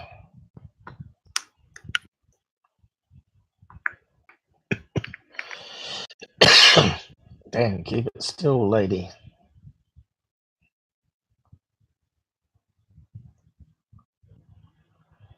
Oh, she's still. Yeah, well, then again, you know, if you're trying to was moving and you're trying to follow an object with the camera, it's not an easy job, is it? Yeah, it could be. I think I hear the air current in the background. I'm not sure if you heard it before. It's like a waterfall or a jet engine in the background. Mm. I don't know what that noise is. I'll give you the link anyway and have a look yourself. But I'm 100% sure it's I'm pretty convinced. Hey, Renee, you're missing the end of the show. We're just wrapping up because my throat's had it. Hi, Renee. See, we're seeing that on her film, but that's further away and she's zooming, digital zoom. Plus, she's only got it on 480p, so we got no detail. But as I said, there was a dark outline. I bet if I processed it from the video itself rather than her photographs, I bet I can get the shape of the fire lantern. Anyway, I'll post the case down the side for you. Download the video and have a look at yourself if you want. So we reckon it's a Chinese lantern, also called fire balloons and sky balloons. I thought we had a really good UFO case there for a minute though. It looked good for a while, didn't it? Yep, and we verified the 2 planes that flew past. It came crashing to pieces. Yep. But what was suspicious is she stopped filming. And if she filmed until it disappeared, we would have the time length of when it disappeared and the aircraft come past. So to me, it sounds like the aircraft come past 5 minutes later. And that means the fire balloon must have been burning for 20 minutes prior to, 15 minutes prior to that, because they only last 20 minutes at most. So, Okay. but yeah. Paul, if that was filmed in 720. No, it wasn't 480. Yeah, but if it's filmed in 720, would it have made a big difference to you? Well, of course. Right. Okay. Okay. We got a lot more, double the pixels almost. Yeah. Okay. Right. Okay. And thanks. also looks like it was interlaced, and I'm not too sure why it's interlaced. It might be because it's a 4K phone, and for them to get such high quality, they have to interlace it, because the CPU with 8 cores probably is barely fast enough to cope. I see. Okay. Yeah. And the stupid lady hasn't. I mean, yeah, the stupid lady hasn't checked her phone settings to make it sure it was on 720. The default's always going to be on lower. She probably thought it was 4K, and 480p was 4K or something. You know, it'd be something stupid like that. Anyway, thanks for joining us, Rene. He's gone. Sorry, Rene. We're starting early now. So it may suit you, it may not. What is the time now anyway? Midnight. So we've been going since 11 a.m. my time. Yeah. So I'm just going to run off the end credits anyway, and see if Google processes my video properly this time instead of days.